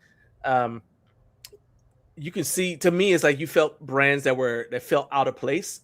It's like, okay, that's a home gym brand. They would actually do better at Home Gym Con. And then same thing happened like at Home Gym Con. Say, oh, you know what? I think a brand like that would probably do better at HFA because the audiences are similar but different. And one thing I'll say about Home Gym Con for you is because you were talking about feedback. You're going to get feedback at Home Gym Con that you won't get anywhere else because people are invested. So you're already getting feedback right here. So Perrin said the changes to, based on the chat, I'm supposed to say J Perrin, or maybe the J is silent. You guys are silly. Said the changes to allow for efficiency are my love language. And that's what I'm saying. It's one of those, like, you can see that. Again, you're iterating as you encounter like people, you're getting feedback. Um, Want to say what's going on to Joey. What's up, Joey? Uh, Joey rarely is able because of his schedule to catch the show live. So that just shows right here that Joe Ellis has he's the attractor, right? Because I put him up on the billboard and I get the crowd to come. All right. What time can you be here next week? Anyway, so let's see. I tell you what, let me show you something else that we're going to have at Home Gym Con. And this is a sneak peek for sure. Is that okay?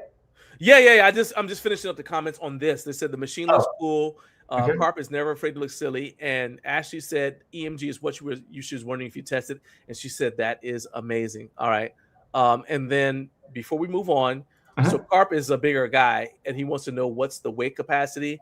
So I know you mentioned the lineman at you said Wichita State that helped test this. Yeah. What's the weight limit for that? Because I would imagine D linemen and O linemen are bigger than Carp.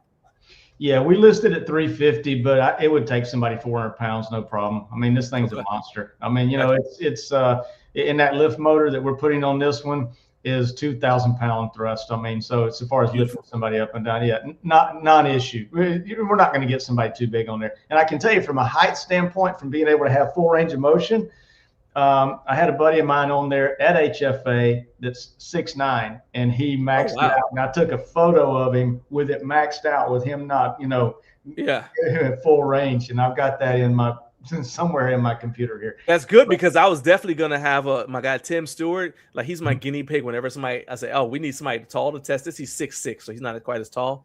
But I was like, I was definitely gonna try to entice Tim into getting on that, so I could like kind of get some footage. I'm still gonna do it, but I think that'll be kind of cool. My buddy Jeff Diltsey used to be the product manager at Core, and Jeff's 6'8" or 6'9". He is one tall dude, and he's got super long arms. And so honestly, when he got on it, I didn't know if he'd max it out or not. But when he didn't, I was quite relieved. Nice, that's awesome. Yeah, so Carp said it works. Carp said he loves the monster weight capacity. Joe said he cannot wait. Jake said he can't wait. Joe. And let's see here. So you said you were going to show me something else. I'm going to go ahead and I'll move this. And you go ahead, and then once you pop it up, I'll bring it back up on screen. So this is a little animation. It's a little animation of what we're doing, a new strength circuit, and it's a commercial strength circuit, but I think your audience will really appreciate it. And whenever when I was talking about that efficiency of motion and that total body motion and how the machine has to move with you naturally, this piece, let's see, you let me know when you're ready to. You go ahead and put it on there. They won't see it until I pull it up. Okay. But go ahead. Yeah. Okay. Let's see. It's same process as you have to pull it up on a window and then share screen to that window. Okay. I'll stop that one. Present. Share screen. Like Joey said, we love sneak peeks. Yeah, hey, that's the kind of show I have, man. People, I didn't even anticipate this. So, you ready? Yeah. Hang on one second. Let's see if this is going to work. I asked it to share. Did you give me the permission? There you go. There it goes. Okay. So this is we're going to do it. That looks interesting. We're going to do it plate loaded first, and then we're going to come back and do a selectorized line. We've got a unique resistance system. Imagine that. But so this is a plate loaded version. So let me just show you how this thing moves. All right. So you're sliding basically underneath the machine as you do the motion. It again pushes your torso and your low back into the pad, makes it so you can finish it with maximum power. The other great thing is, if you look at this, it's got two pivots. The handles pivot here, and then they pivot on the back. So what that allows you to do is the machine automatically makes the trajectory go into a converge, right? So you're like doing a set of dumbbells. But with this second pivot, which just floats, there's a torsion spring, which makes that just weightless. That arm that you're holding with the handles is just weightless, just floating there. So you can either push it into a decline you can push it into a flat, or you can push it into an incline, just based on the trajectory that you push the handles. Okay. So this is a total. And that's on every single rep? You can do it any rep whatever rep you do, you can push it either decline, flat, or incline. So you can make it go the direction that you. That's what I'm asking. Like the angle changes depending on how you push on every single repetition of the set. Yeah, you can control it. Okay. Like I said, it controls the converge and diverge, and the handles do move together. They're not independent. Okay. But you can make it incline, flat, or decline just the way you push. And you'll see here too that because those handles float, there's zero adjustments here. There's no height adjustment on the seat. It works for somebody tall, somebody short. I mean, wow. Okay. So, I mean, you just get on it and grab and go, man. You just pull those handles to whatever position you want, and you go. So Joey said that looks very, very space efficient. What kind of footprint does it have? You know, I don't have the DIMS in front of me, but it is compact compared to, you know, other plate loaded, you know, pieces. Okay. But just to see this motion again a little bit, just watching this guy, I mean, it just, like I said, that motion just feels more like using a set of dumbbells than any selectorized or plate loaded chest press you've ever used. It's got a super cool feel to it. And you can see down here, we have this, of course, got a patent on this. Sure. It slides and rotates, you know, at the same time. And so that's sort of an arcing shape motion, but you'll either be moving forward and up, or you'll be moving backwards and up. So for example, on the leg press moves in the opposite direction, and they all move in a direction based on, again, optimizing the efficiency of that motion. So it's going to be, I think, a game-changing type product line for strength. Yeah. It's just a better motion. I mean, it's just like I said, it just takes away the limitations of having the rest of your body static while you're doing that exercise motion, and it just continually realigns you into the best position to do it the most efficiently. I think that the people who are gonna like love this will be bodybuilders, because they're constantly trying to hit different angles for their muscles. And I'm thinking of my guy Anthony, Big Ant. He's got a bunch of selectorized machines in his basement in Philadelphia, and I could just see a piece like this being there, being in his gym, because it's gonna, like you said, it gives you. You could actually get rid of. He probably wouldn't do it, but you could actually get rid of like your incline and your decline chest presses, because this does all three. So now you're just combining them. So, I love this concept. And the other thing about it too is, let's say, you know, you like to do 25-degree angle incline. I like to do a 30-degree incline. None of that matters. You're just going to what naturally feels correct for you. You don't have to, you know, the machine doesn't pick it for you. And so I had another question about this whenever I showed it to some other folks, and they said, well, does it feel too freewheeling for somebody that's maybe a novice or whatever? And the answer to that is no. I think if I put somebody on there and didn't even tell them that it would do the incline, flat, or decline, and they just did a natural pushing motion, they would go to whatever angle felt correct for them. But then you could say, hey, try the incline. And then they'd push it up, and they would get that change direction, or they'd push it down. So, yeah, it's very intuitive. It's very intuitive. And it's, like I say, we're super excited about this line. Because it's so many pieces, it's going to take us a little while to finish it out. We've got a lot of the concepts already done, but this is the first one that's finished, and we're building the prototype now. So we're trying to hustle on this one to have it for HFA. Wow. I was going to ask you about Home Gym Con, but HFA is even earlier. So we're going to be at HFA. So I really hope that you're going to have it there, because we're definitely going to come by and do a booth tour with you. So this would be one of the things I would want to show if it's ready. Yeah. And I'm pretty sure. I mean, I've already got the factory starting on the prototype, and so we're trying to hustle to get it ready so we can get it over here with the rower. Fantastic. We'll definitely have the rower there. Unfortunately, we won't have the MMT, the updated MMT there. But I can tell you, we got a lot of stuff in the pipeline. I mean, it's you know, I spent the better part of 2014 to 2020 developing products and patents, and so you know, we're now at the point where I've kind of tried to put the brakes on developing new IP and just bringing these things to market. You know, it's like I said, you get to a point where you got to say, okay, something's got to make some money here, you know, because you have to support your habit, the invention habit. And yeah, so like I say, we're excited about bringing this stuff to market. Okay. So as we get ready to wrap up, I oh well, okay, so here we go. So let's see, we got a couple of comments. So Paired and Powered Up says, thank you, John and Joe. And thank you guys, because they just became members of the channel members. So shout out to Paired and Powered Up for becoming YouTube channel members. Thank you guys so much for that. For showing that support to us. And they said, this is exciting, what you showed, and they cannot wait to see the product. Jared, my guy Jared, another channel member, said these machines look wild. He said, what would you say is the best 3 pieces of equipment for a home gym that's limited on space? And I assume he means out of your product line, but you can answer it however you want. Well, again, I would say that that's based on how you want to train. But I would say that the rower and MMT are 2 machines that have a different approach to cardio and strength, but are also very versatile.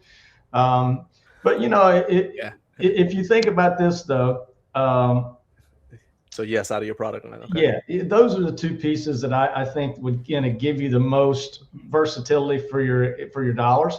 Yeah. But anytime that you have a bench and a set of dumbbells, that always is a great augmentation to anything, right? Yeah. But yeah, those 2 products I think are going to give you, again, most versatility. The rower, like I said, that it's going to be out soon. We're actually it's in production now. We hope to start shipping it shortly after HFA. Okay. And for people who don't know, HFA is March 16th to 18th this year. So by like May, you should see these available. Will this be a pre-order situation, or will it be a? We're taking pre-orders on the website right now on the rower, and we've got them $1,000 off because we're just trying to, get the market going. You said it delivers April 2026. I see that. Okay. Yep.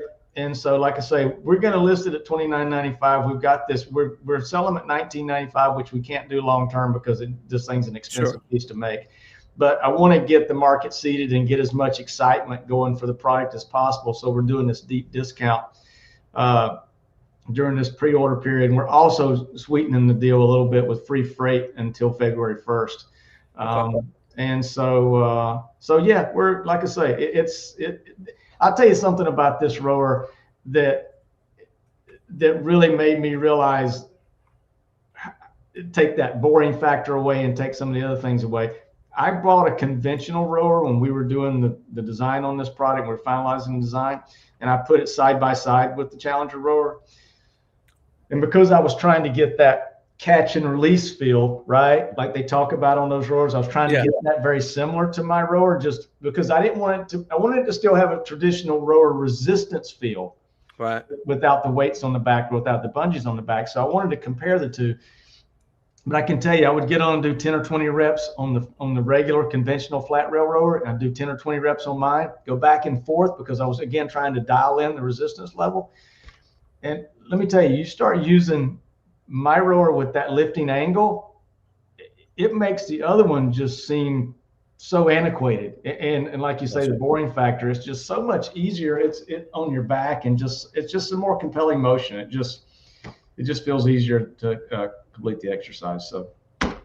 So let's go ahead and close with this, because you've got a lot of experience in the industry, doing this, for decades. So one of my favorite quotes is actually a misquote, but the way I heard it, it was like this. It said, if all the doors are closed, look for a window, which is a misquote of something that Alexander Graham Bell actually said. But you mentioned on your website early on, and we referred to it earlier, that most of the fitness brands you reached out to were risk averse. They were content with producing Me Too commodity products, but you didn't give up when they said no. You just look for a window and said, I'll just develop myself. So as I mentioned, we have other entrepreneurs who watch the show. They come on the show, and then, and some of them are at different phases with their dream. Maybe it's their first product. What would you tell them, especially somebody who's got like one product and they're trying to they don't know if, maybe they've been told no a couple of times, but they believe in the product. What would you tell them about what motivated you not to give up back when you hit your first obstacles? Well,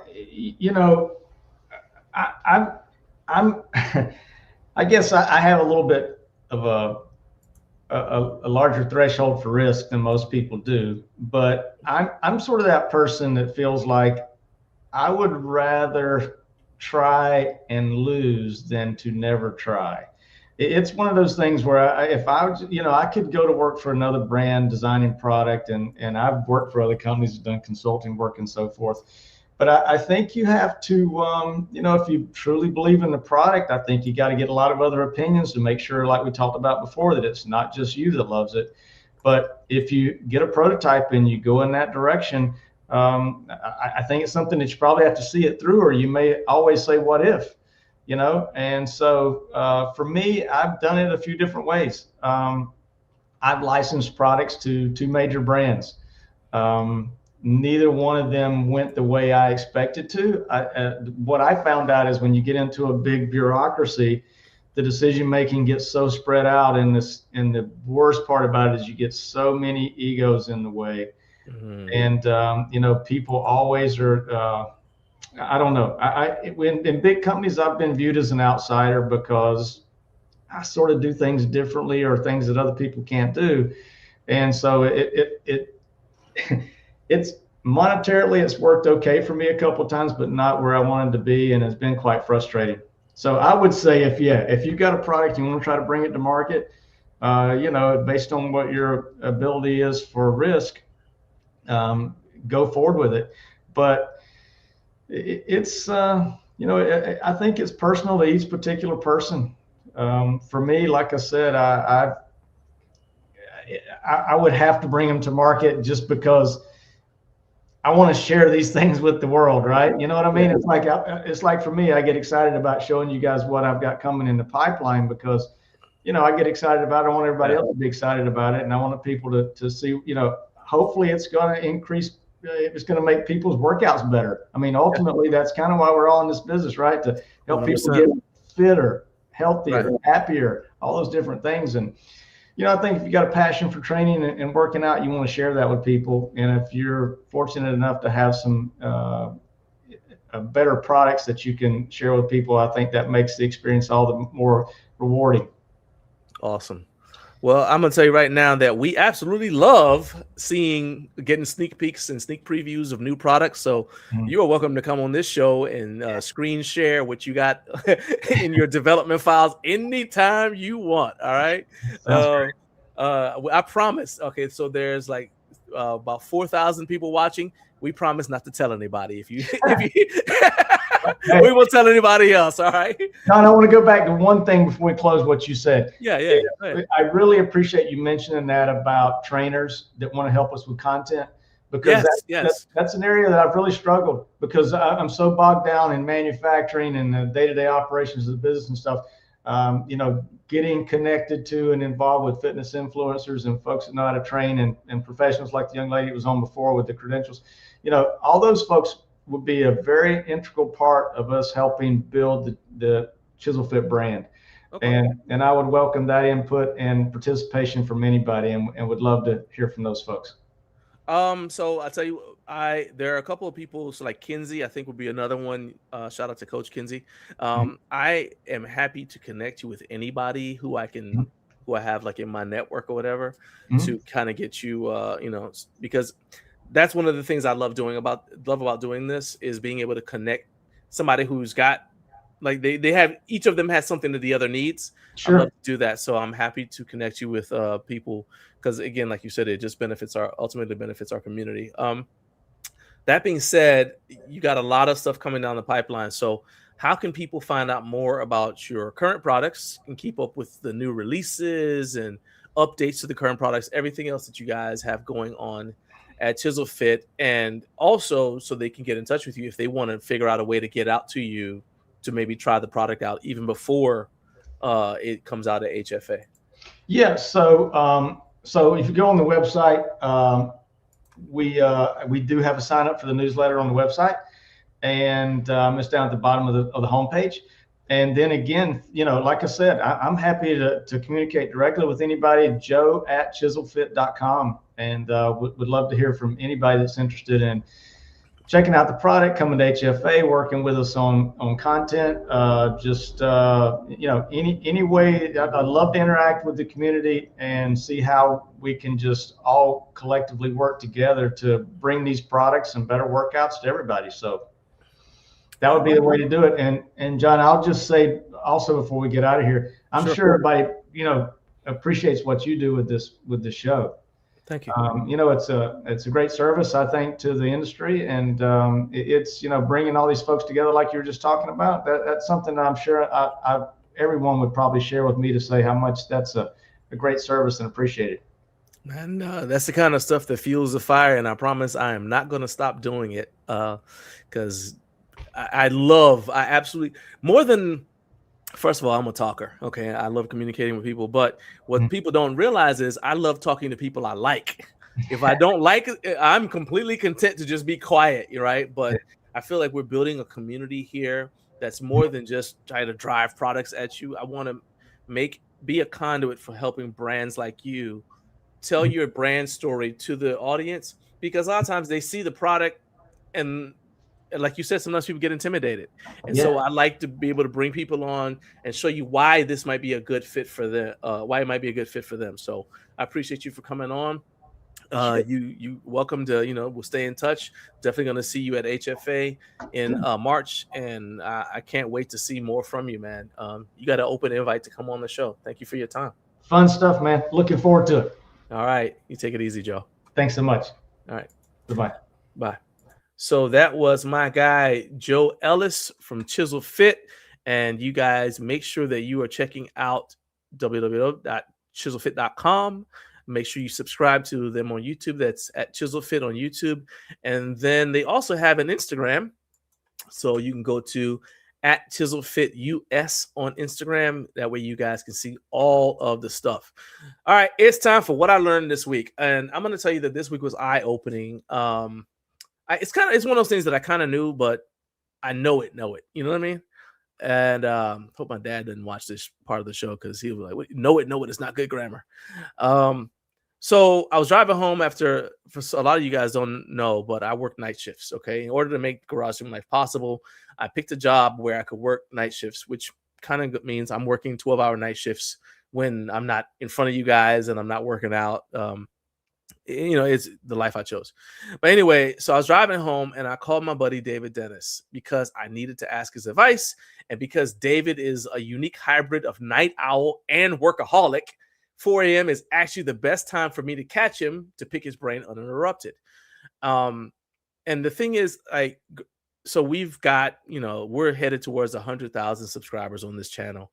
So Garage Gym Life is at the point where we have enough visibility to get people to answer the phone or respond to emails, but it still takes a special person to answer questions about growing your business, not their business.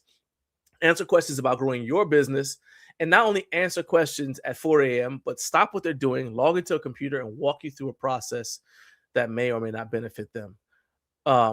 David doesn't run the most high-profile brand. His product doesn't have flashy ads. He doesn't send out products to new influencers, so he's part of the conversation in the Home Gym Discord or wherever.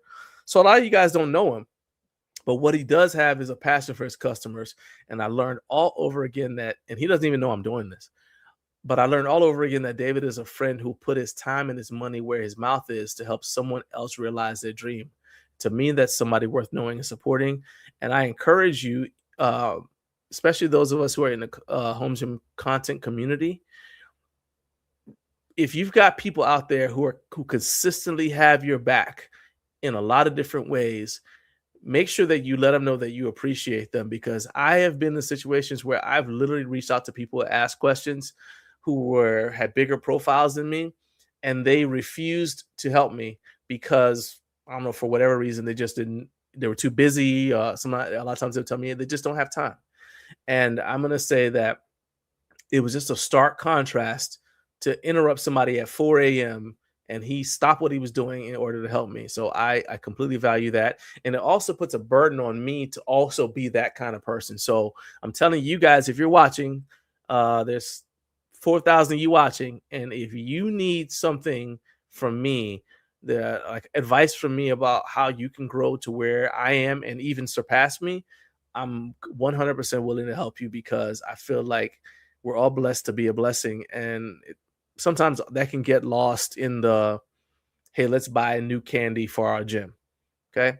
So once that's it for today's show. Thank you to my wife, Naomi, for always having my back. See, I'm being grateful. Thanks also to my guests, Jason Vanois and Joe Ellis, for giving us the latest from Exponent Edge and Chisel Fit, respectively. Next week, we've got Mike Reed from Microgain stopping by for his annual interview, because you guys know that he comes by every year on our anniversary. And next week marks the 2-year anniversary of this show, of Up Way Too Early with Garage Gym Life. So I'm excited to bring Mike on, see what's been going on with Microgain since we last spoke. And I know that you guys can't wait to hear from him either. So until next week, make sure you keep on sharing that channel link to help us grow. Let's see if we can hit, we're over 80,000 right now. Let's see if we can hit 100,000 by March. Okay. Keep sharing that channel link, help us grow. And most of all, I believe in you. Don't give up on your goal. Keep stacking days.